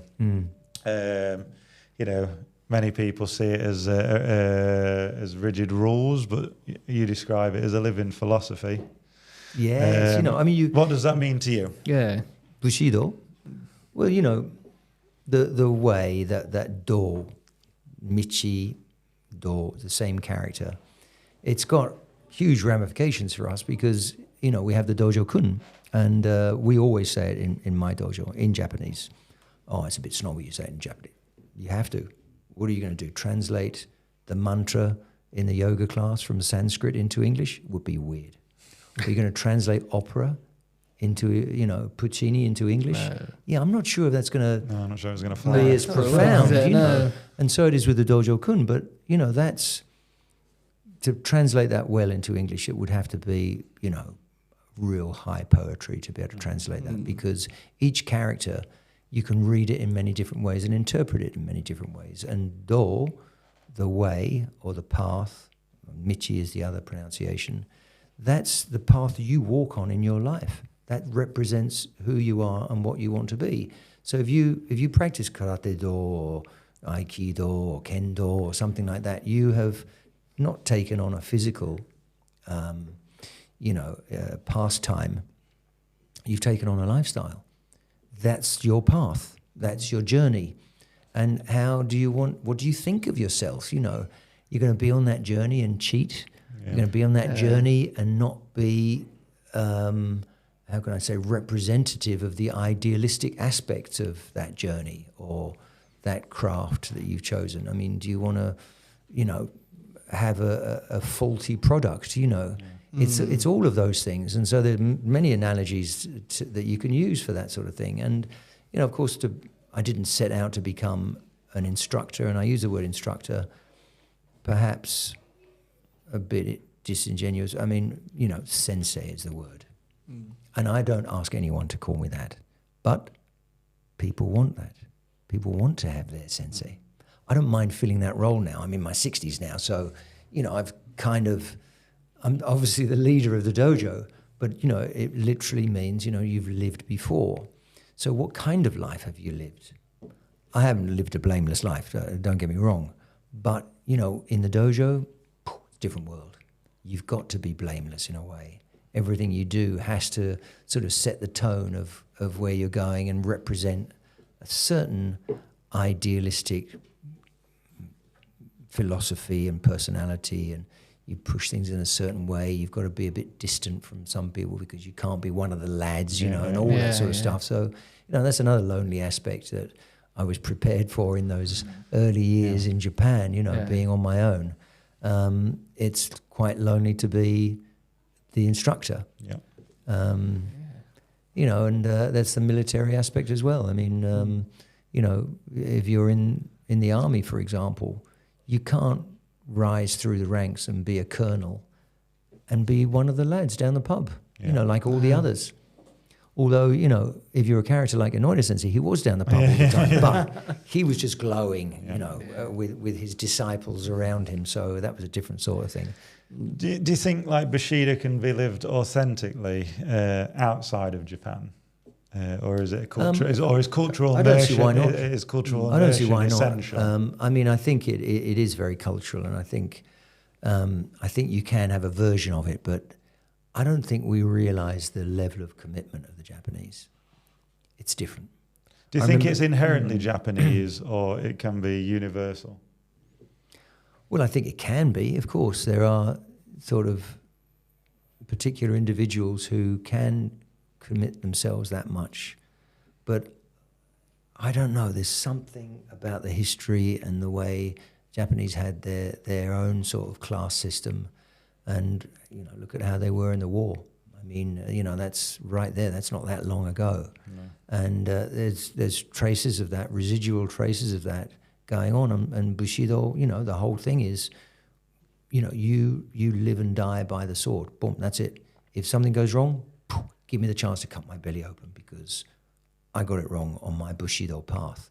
And, in the war, famously, there was the 100 million man suicide that was going to happen if Japan lost the war.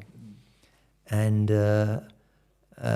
you probably know this story, but I read a fascinating biography of Kurosawa, the director, and they were filming throughout the war and trying to make movies and being, completely malnourished and all the rest of it, exhausted all the time. And the war comes along and the Japanese surrendered, and Hirohito, the emperor, came on the radio and said, we're surrendering. Do not do the suicide thing that we spoke about. And you know what the reaction was of the film crew? They're nothing to do with Budo, really, although they're living their own sort of Bushido path in a way. They were like, oh, that's a relief. We don't have to do it. As like it was a given. They would have done it. Yeah. And I hope I'm not speaking out of turn in case he listens to this, but I'll just say one of my close colleagues in that karate, in that instructors class world, was talking about Kagawa Sensei one time, not that long ago with me, maybe 15 years ago, and we were peers with each other, and he said, Kagawa Senpai, he's really important, really special to me. If he told me, cut your belly open, he said, I'd probably say, Senpai, really? If he said yes, he said, I would do it. Wow. And I said to him, I can admire that in some ways. I said, he wouldn't be my senpai anymore. Yeah. I don't want to follow someone that could tell me to do that. Yeah. And that's the difference. Maybe that's the difference between you and I. Yeah. I'm a Westerner. Yeah. Yeah, I'm sorry. If someone's going to push me that far, you know, it's you could talk about religion and all that. What kind of God do you want that tells you to jump off a cliff? You know, you wouldn't do that. And I think that's the sort of crux of the matter. You know, difference between. And there was a book I was reading, great book actually, by what was his name? Kenji Tokitsu. And right at the beginning of the book, it was a great book about the sword and ki and all that kind of stuff. And he said, well, first of all, Westerners will never understand the true Buddha spirit. And I took a bit of umbrage with that. You know, I thought, I am an arrogant guy telling us, of course we can. But as I was reading it and thinking of those things, I thought, you know what, he's got a point. Probably we wouldn't understand it because we're not willing. You know, is Chris your senpai, would you say? I would say yes in a way, but in terms of going back, what you wouldn't. I don't think you'd kill yourself. No, that's what I was about to say. No, if he going said, off what you were saying, Sensei. No, I wouldn't. You know, you asked the wrong question in that podcast. Yeah, you've embarrassed me. That's it. You're done. Off you go. No, I think we need to get the sword. You know, the screen behind us. Yeah. But you know, you'll have that live stream. Yeah. And you know, for example, organising the summer camp. I've got to do, you know, that famous, I don't know whether it was David Attenborough or something, but it's stuck in my mind forever, probably from 50 years ago, where the spider's coming home and got to tap a certain rhythm on the spider's web so the female wouldn't eat him. Okay. And I had to tap a special rhythm particular to this couple. And if you got it just right, then he'd be allowed to mate with her and all that sort of stuff. If you got it wrong, he was dinner. And you feel that way a little bit with like planning the summer camp. If you get the sequence wrong, you just made them feel, you know what, working with foreigners is a bit tricky. Yeah. They all get it exactly like that. So, and that's how this sort of Bushido world is, as much as it's a sort of romantic idea that you might do something like that. I doubt very much if I could take it that far.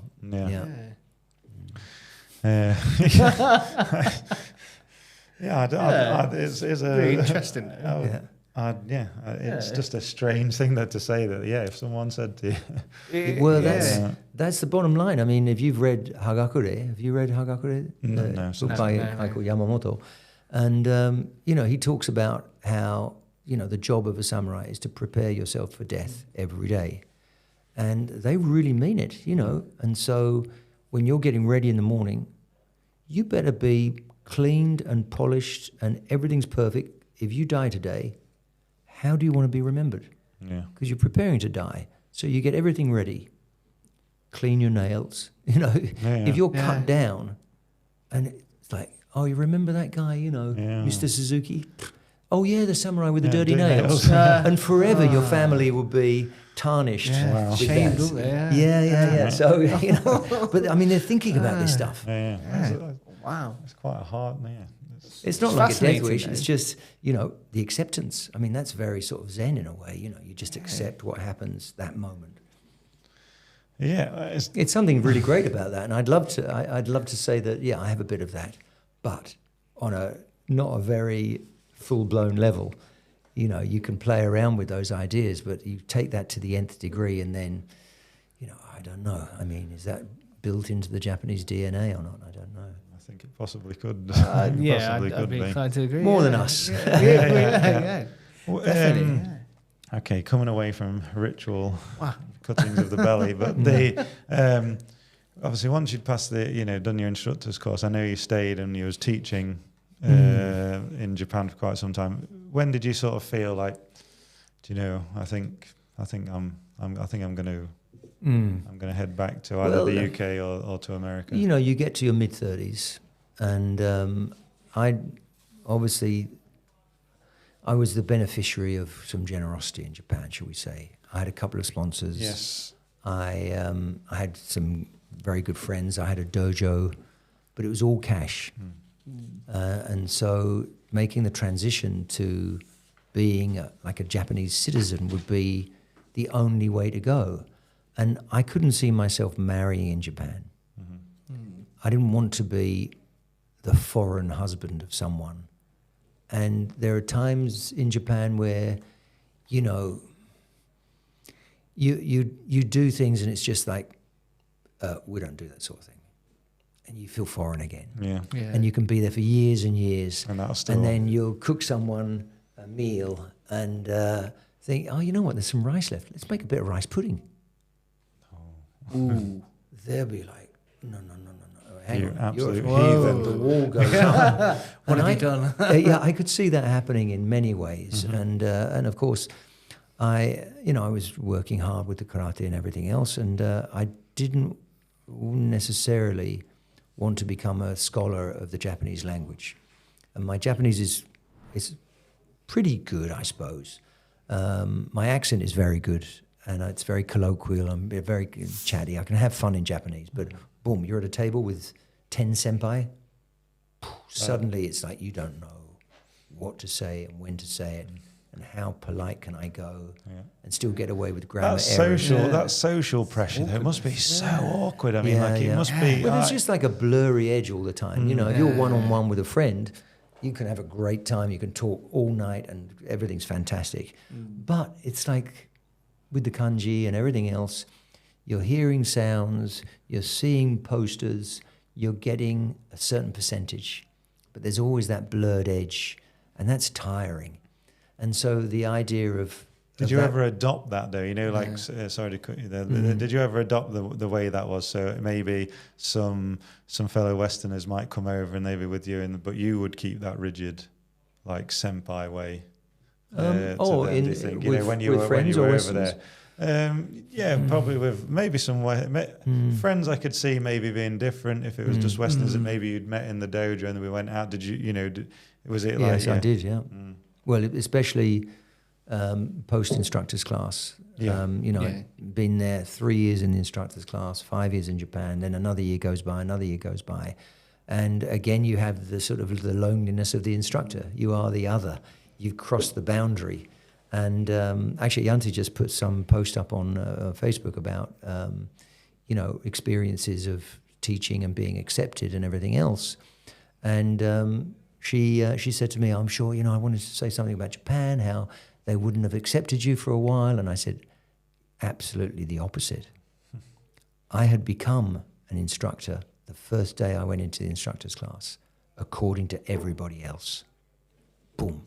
Suddenly, Sensei.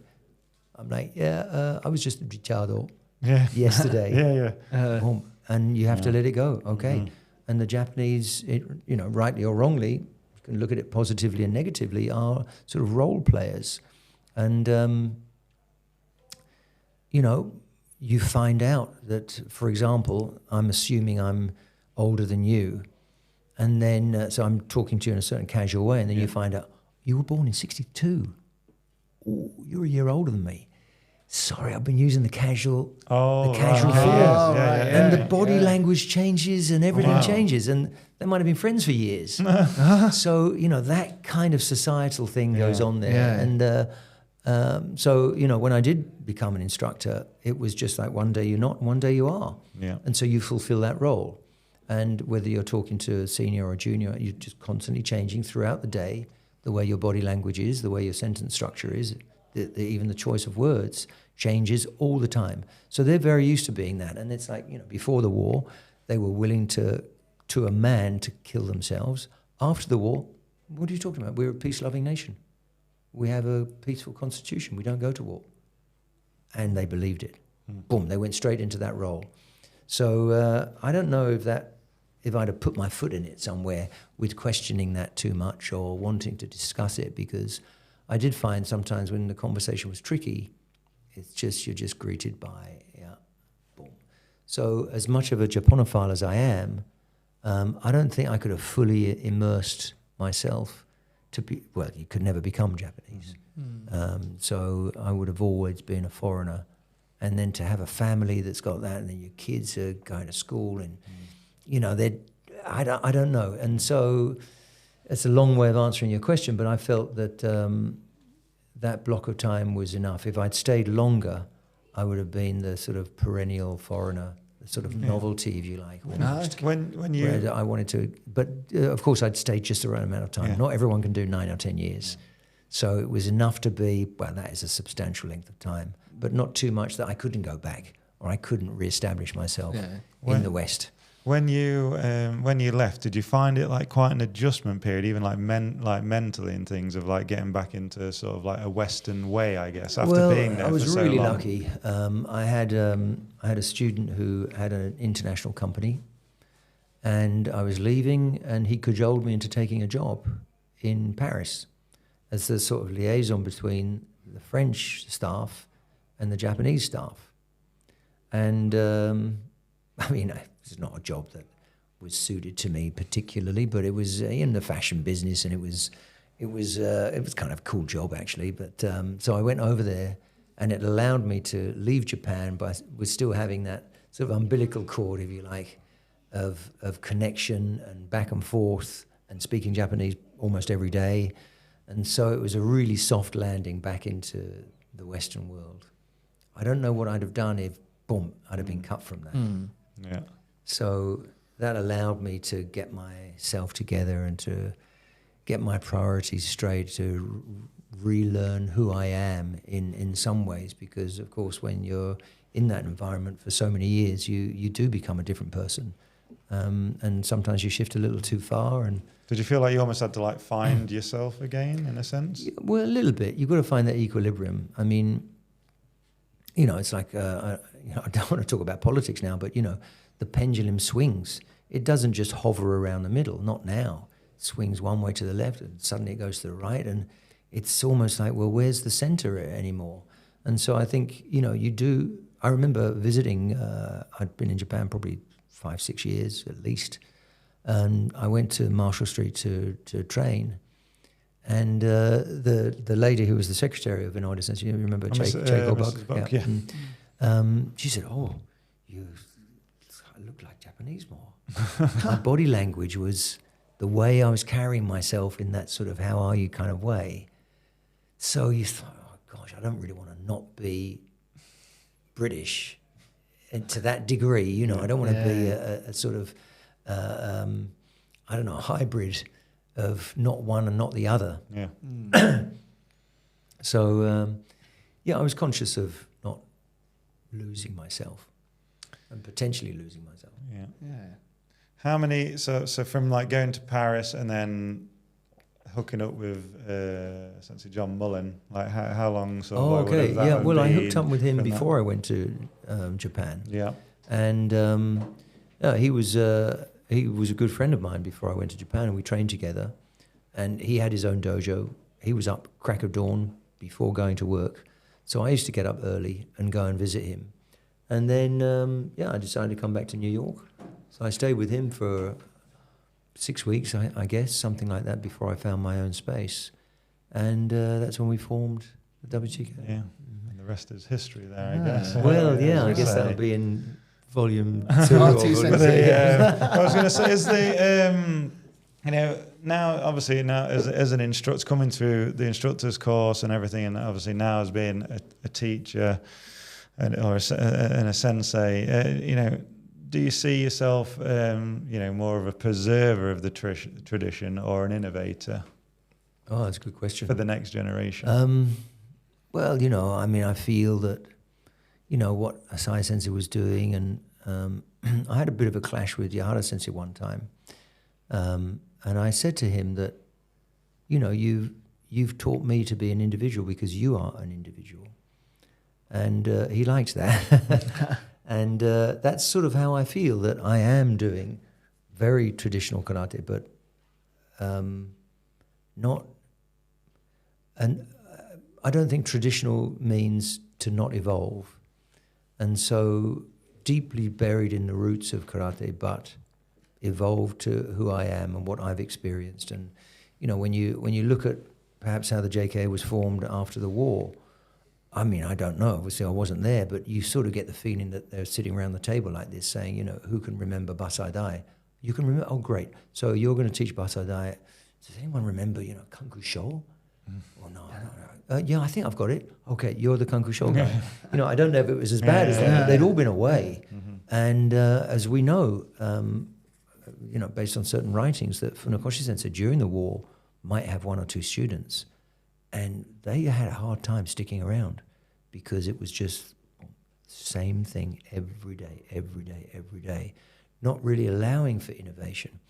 But then again, look at what came out of Okinawa. They're all so different. And then look at what came out of the JKA when it got fully formed. And that was perhaps part of the brilliance of Nakayama Sensei, to cultivate all these guys who were obviously JKA at a glance, but all completely different. Mm. So what he was doing allowed people, and that's sort of my goal, is based on adhering to universal principles. You can do your own karate, but these are universal principles that, that sort of confirm that you are on the karate trajectory as it should be, but yours is not going to be the same as mine. No. So I think it's a tricky thing, because you can't say, well, do what you want. Yeah. It has to be, you have to be following some set of idealistic universal principles. That's the only way I can say it. Not do your stance like this or this like that, or put your hand there, but this is how it should be according to your body. So if you're doing that, you're doing excellent karate. And so whether that's innovation or tradition, the lines are blurred for me on that. When you think about legacy, what do you hope your students will carry forward long after you are gone? Mm-hmm. Well, I hope they remember me fondly, but I'll be dead and gone, so I don't really know about that. That's really hard to say. I mean, it would be nice to feel that you've left something that others can build on. And that's about all I've got to say on that, really. I mean, I have my books and videos and the app and things like that. I don't know if I'd call that a legacy, but it's just a nice record for people who are interested. If people are interested and there's a validity to it, that's more than enough for me. I mean, I don't think I'll ever retire. So I'm not being melodramatic when I say, if I feel like, today's the last day, I'll do Unsu, and you'll find me crumpled up in the middle of the floor. And I kind of mean it. Yeah. I kind of like that. When you can barely move and you just go for it. You do the jump. You get a few millimeters off the ground and something goes. And then I can turn to dust. And Can traditional karate keep its essence in a world increasingly focused on medals and point fighting and trophies? Well, it is now. I think people will want to come back to... I mean, that was always... because for me, I feel my dojo in New York is pretty authentic. But I feel that the inauthentic ones are the ones making money, with like loads and loads of classes and Sundays for pizza parties for birthdays, and churn them out. The McDojo. Yeah, the McDojos, and they really, really do exist, and they make a lot of money. So my idea was, if something's really genuine, something's got the right aesthetic and the right content and the right sort of history. And what's great for me is, some of my private guys are kind of titans of industry, and they'll be introduced to me through someone else. And so because of that other person, they'll take it on face value that I must be pretty okay. And then they find out more and more, and they're like really pleased with themselves. They've got an instructor that's got a history and all the rest of it. So you do attract the right people for who you are. You could change one thing about how karate is taught globally today, what would that be? How karate is taught? Well, that's one of the downsides of what I do, is I don't see that many classes. I suppose you're in your lane. Yeah. I'm kind of in my lane, and generally speaking, I suppose if there's a real negative about me, I look at everything with a critical eye. Mm-hmm. And I can't go along with something if I don't feel it's correct. So generally, I'd rather teach a class and I get a better workout than if I join a class.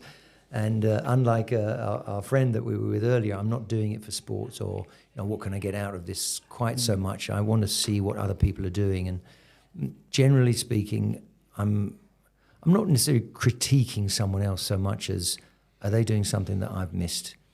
And if they are doing something different, should I be in that direction? Have I gone wrong? I'm self-policing myself, if you see what I mean. So I'll get on that train of thought, and if the class goes the wrong way, I'm just like, no, I've got to bring it back to, because I'm onto something now, because I feel a connection or I feel a disconnection. I've got to reconcile that. So I don't really enjoy taking classes very much. But in the way it's taught, I think there's not enough discipline. Mm-hmm. I don't think there's enough austerity. By which I mean that, you know, the sort of, how can I say this without coming out wrong? I think there should be a little bit of apprehension about going to the dojo. And I think it's a bit too sort of chummy and too nurturing in a way. And it's a martial art after all. Yeah. And so I'm really, you know, the reason I say that is because with my kids, if they get a little too sort of casual about things or a little bit jokey, I'm down on them. Like, look, there's a thread that we have to keep all the way back to the battlefield. Do you think we should keep that thread? However tenuous, do you think we should keep it or just snip it completely? Yeah. Yeah. No kid has ever said to me that, no, we don't want that thread. Mm. And so however much we depart from that, it still exists. And I think sometimes it does get too casual and you just can't see where the thread is relevant or not. Yeah. There has been, boom, and there's a disconnect. One's going one way, one's going the other way. So I think if there's anything, it's that sort of, I mean, I do like the austerity of the Japanese dojo, the uncomplaining, head down, get on with the work. But you've got to have the right instructor to do that. You can't uncomplainingly carry on and the instructor's teaching you something that's not got, you know, real validity to it. So I wouldn't comment on that, whether, you know, the technique or the content of the class is not good. But I found, even in a place like New York, where it's full of individuals and full of people that, you know, they've got perhaps a pretty strong opinion of themselves, coming into the class, they wanted to line up. They wanted to line up in the right order. They wanted to do the dojo-kun. They wanted to do Seiza and Mokuto and all the rest of it. They wanted that ritual. And I think there's a little too much loss of ritual. And I feel that karate is perfect because we've got all these rituals. They're all relevant. It's a foreign culture, of course, but we're bringing that in as a sort of certain idealistic thing that's appropriate. And the human race has always had ritual since time immemorial. Yeah. And I think we're living in a period where there's less respect for ritual. I think this because of this. I think we was talking about this the other day because of like things like the smartphone and how quick people, even kids, consume things now. Everyone's a smart aleck. No one's got any manners. Yeah, no. I mean that's a ritual. Mm-hmm. And I remember teaching those little kids one time. They'd all sort of stand in front of me with their belts. Because they couldn't tie their belt. Too young. I mean, it was strange looking back that I had such a class. And I'd be like, well, what are you doing with that belt in your hand? Well, I need you to tie it. Like, you're not going to show up and say, I need you to tie it. You're going to ask me, could you tie it, please? Oh, can you tie it, please? Yeah. I'm like, well, I can tell that you've not said please very much in your life. Yeah. I said, you know what? You're going to say that every time. And you're going to practice saying that. Just like you do your technique, you're going to practice saying please and saying thank you. You know what? You're going to get good at it. It's going to come out naturally. And you know what's going to happen next? You're going to be invited to a birthday party because the mum has said, invite that little boy. Yeah. They've got really good manners. And then you're going to get a job because you're going to interview well because you know how to greet the person. They're all little things. You've got to practice all these things. Those things are like a good, I was always taught, like you say, you please and thank you, being respectful. Yeah. And again, I was taught the importance of a good firm handshake. Yeah, absolutely. And then obviously it was almost with COVID, it was like that was almost I don't do that now. I was like, I do. Even afterwards. I mean, I still do. Like, exactly. So that's how we say hello. I mean, I wouldn't say it's the teaching per se or the content necessarily, but there's a sort of slipping in like, oh, why bother even wearing your doggy? Just wear a t-shirt and blah blah blah. ritual. Yeah. It's the one thing I must say that I still really like that thing. Yeah. Of your Yeah, I back, you do. know, I mean, back. well, look at the way we're all in agreement now. It's like really important, and we're, we're all different ages and everything else. But the kids like it as well, and we know that kids need boundaries, and then they're liberated by their boundaries. Paradoxically, of course, you have rules, you stick by the rules. You don't have rules, you're a bit confused. It's chaos, isn't it? It's chaos, exactly. Yeah. And ritual brings, in a sense, order. Absolutely, it does. Yeah. I think it's really important. So those are things that I've definitely sticking to in my dojo, and I think if there is a criticism, it's like the classic, Mag Dojo thing where if there's a photo of the instructor, he's got his watch on, he's got his rings on or something like that, and you're just like, we don't really do that. Had you ever seen? There's a comedian, an actor, comedian on YouTube called Master Ken. And obviously, McDojo, well, he was doing like his tour of it was some years ago now, his tour, and it was he was going to be at some, I don't know, like expo type things in the UK and here, there, and everywhere, and just out of the blue, I'd seen because I found the show funny, saw that he was going to be in Doncaster, of all places, to be fair, and. A whole show. It was basically like so it would. Originally, when it started, I'd read that he was like a fan of like Ricky Gervais and that, obviously that Office, quite different type humour, and it was basically he was like going to take a seminar or a course, do a course, and I was like. Look, I'm going to take a shot on this because I think this is going to be quite funny. And me and Andy's father, who also trains, said, should we just go and check this out and just see, because I'd like to meet the guy. He seems like really funny. And it was this, like you say, this dojo life, and it was Master Ken teaching, obviously. McDojo and it was no way to explain it. It was a McDojo. This place was, and I was like, the irony just stood here, like while he's teaching like all this nonsense, like the irony of that where it was. But it was a strange. Some places. It's truth is stranger than fiction sometimes. Does it? No. I know we've sort of run out of time, Sensei. I really want to thank you for coming in. I hope Yanti Sensei forgives me that I have not got onto like how you guys met or anything like that. If we, in the future, if there's any way, well, you'll have to have her on, and we'd compare stories. She can tell you her story. See if they jive. I'll hand you over to Andy now. He does that. We always finish with you've probably seen the podcast with a few just like random silly questions. So okay. So when you're ready, Sensei. Sorry. When you're ready. Sure. Yeah, I'm gonna wing it. I'm not really prepared. But no worries. Nobody is. Yeah. So kicking it off then, favorite technique to use in Kumite, if you have one. Ushirigiri. No question. Ushirigiri has saved my life throughout my entire karate career. Wow. That's the first for Shirigiri. I know, first for Shirigiri. First Shirigiri. You'll know about it when you read my book. There's a few moments, and they're more than I put in the book, where, without that, I don't know if I'd be invited to the next thing. Yeah. Favorite kata to perform? To perform? Well, until a few years ago, I had my hips done.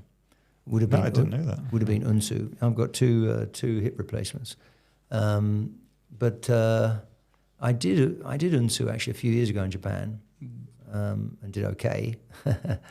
But I guess now, if I had to perform something like now for the cameras and for an audience and all that sort of stuff, I'd probably pick something like MP. Because I still like to throw myself around. It's the jump, isn't it? But the sharpness and the sudden changes of direction. Suishu is another one, which is an Asai Sensei Kata, which I mentioned is really nice to do because it doesn't have that that expectation of perfect form. You're just flowing all the way through, and you can do it a little bit whippier. and you know that a Asai sensei would be like, yeah, that's fine. You do it that way. Favorite kata for bunkai, if you have one? Or if you, For bunkai? Yeah, if you like bunkai. I know it's not everyone's cup of tea. Well, from start to finish, Basadai is incredible for bunkai, yeah. I mean, in a heartbeat, I could just do every move without really thinking about it. And every time I do it, it's like, we could get a bit nastier here. Heian Godan, of course, is slightly related, but that's also got a few of those things as well. Excellent. Best male competitor from any era? Not perhaps somewhat. Kumite, Kata? And just anything, all round. Yeah, or it could be all round. All round. Just the best male competitor that you feel that you've seen. Past, present, or future as well. I don't know if they're the best, but the most inspirational would be Yahara. Okay. Same question, but female competitor. Female? I would say, I've got to go back a little bit, I would say Nakamura, who was doing Unsu, and she was champion for several years in the mid-80s. And she was sort of fading when I went to Japan. She might have won it one more time in 89. Yeah. If you could pick a 5-person team for Kumite, who would it be? Well, which 5 people? Which 5 people? Again, same rules apply. Which 5? Yeah. Well, we'll throw Yahara in there just to have someone get disqualified with a headbutt or something like that. And then, wow, this is hard, yeah. Okay, so we've got 5. Let's say Yahara, Frank. I'd love to see Elwin in there as well. Oh, wow. Yamaguchi is a great friend of mine. He won the All Japan several times. Slightly junior to me in the instructor's great scheme of things, but we were great friends. And then, who else? God, that is hard to say. Who's impressed me? I guess probably Algaev. Okay. I mean, I didn't really like the WKF attitude. A lot of head fakes and all that kind of nonsense. But then you see him in that karate combat thing. You're like, okay, that guy can do whatever he needs to do in whatever arena. And he is very, very impressive. I'd love to see him do Ippon Shobu. Bare knuckle Ippon Shobu. I'd love to see that. I bet he's brilliant. Which 3 people would you pick for a team kata? For a team kata? Wow. It could be mixed if you Yeah, like. mixed male, if you like, male yeah. or female. Yeah, okay.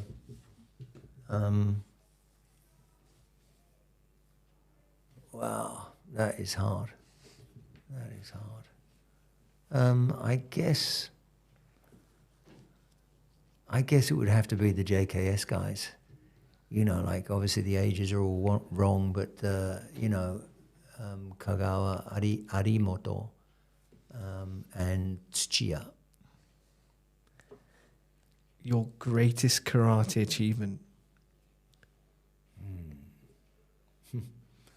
I don't know if it's an achievement necessarily, but we had a few years of a live-in instructor training at my dojo in New York, where they could stay there. They lived there for a month and shadowed every class I did. That was when I was doing between 20 and 25 classes a week. And if a private student cancelled, we'd just do Kumite together. They had to do reports every week.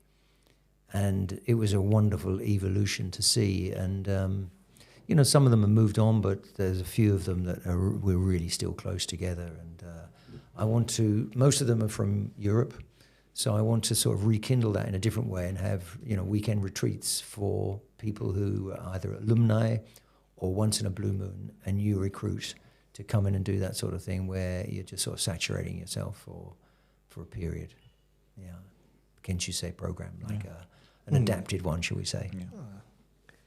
So you've trained with many, many different instructors, but if you could potentially pick one who has had the lasting effect on you, which instructor would it be who's had that lasting effect on you? It would be a toss-up between Yahara and Asai Sensei, I would say. Yeah, I couldn't pick between them. Lasting event, I suppose I'm closer to Yahara Sensei in terms of how we sort of instantly had I suppose a rapport, really. yeah, I would say that's what comes to mind, so that's what I'm going to answer. And final question, your favourite karate moment? Favorite karate moment? Yeah. Well, one that comes to my head, and again, I haven't thought about this, it just flashed across my eyes, was actually watching Yanti test for Sandan. She moved exactly like I wanted. It was interesting because it was done in California, and there were a couple of Japanese also testing for Sandan, and they were way off in a certain drill that I wanted, and Yanti nailed it. And it was just, yeah, I'm sorry, she's prepared, you're not prepared. And yeah, I would say that was a great one. Great way to end. Yeah, mate, thank you. My pleasure, my pleasure. Thank you Yeah, so much. That was Yeah. brilliant. I mean, Thank you.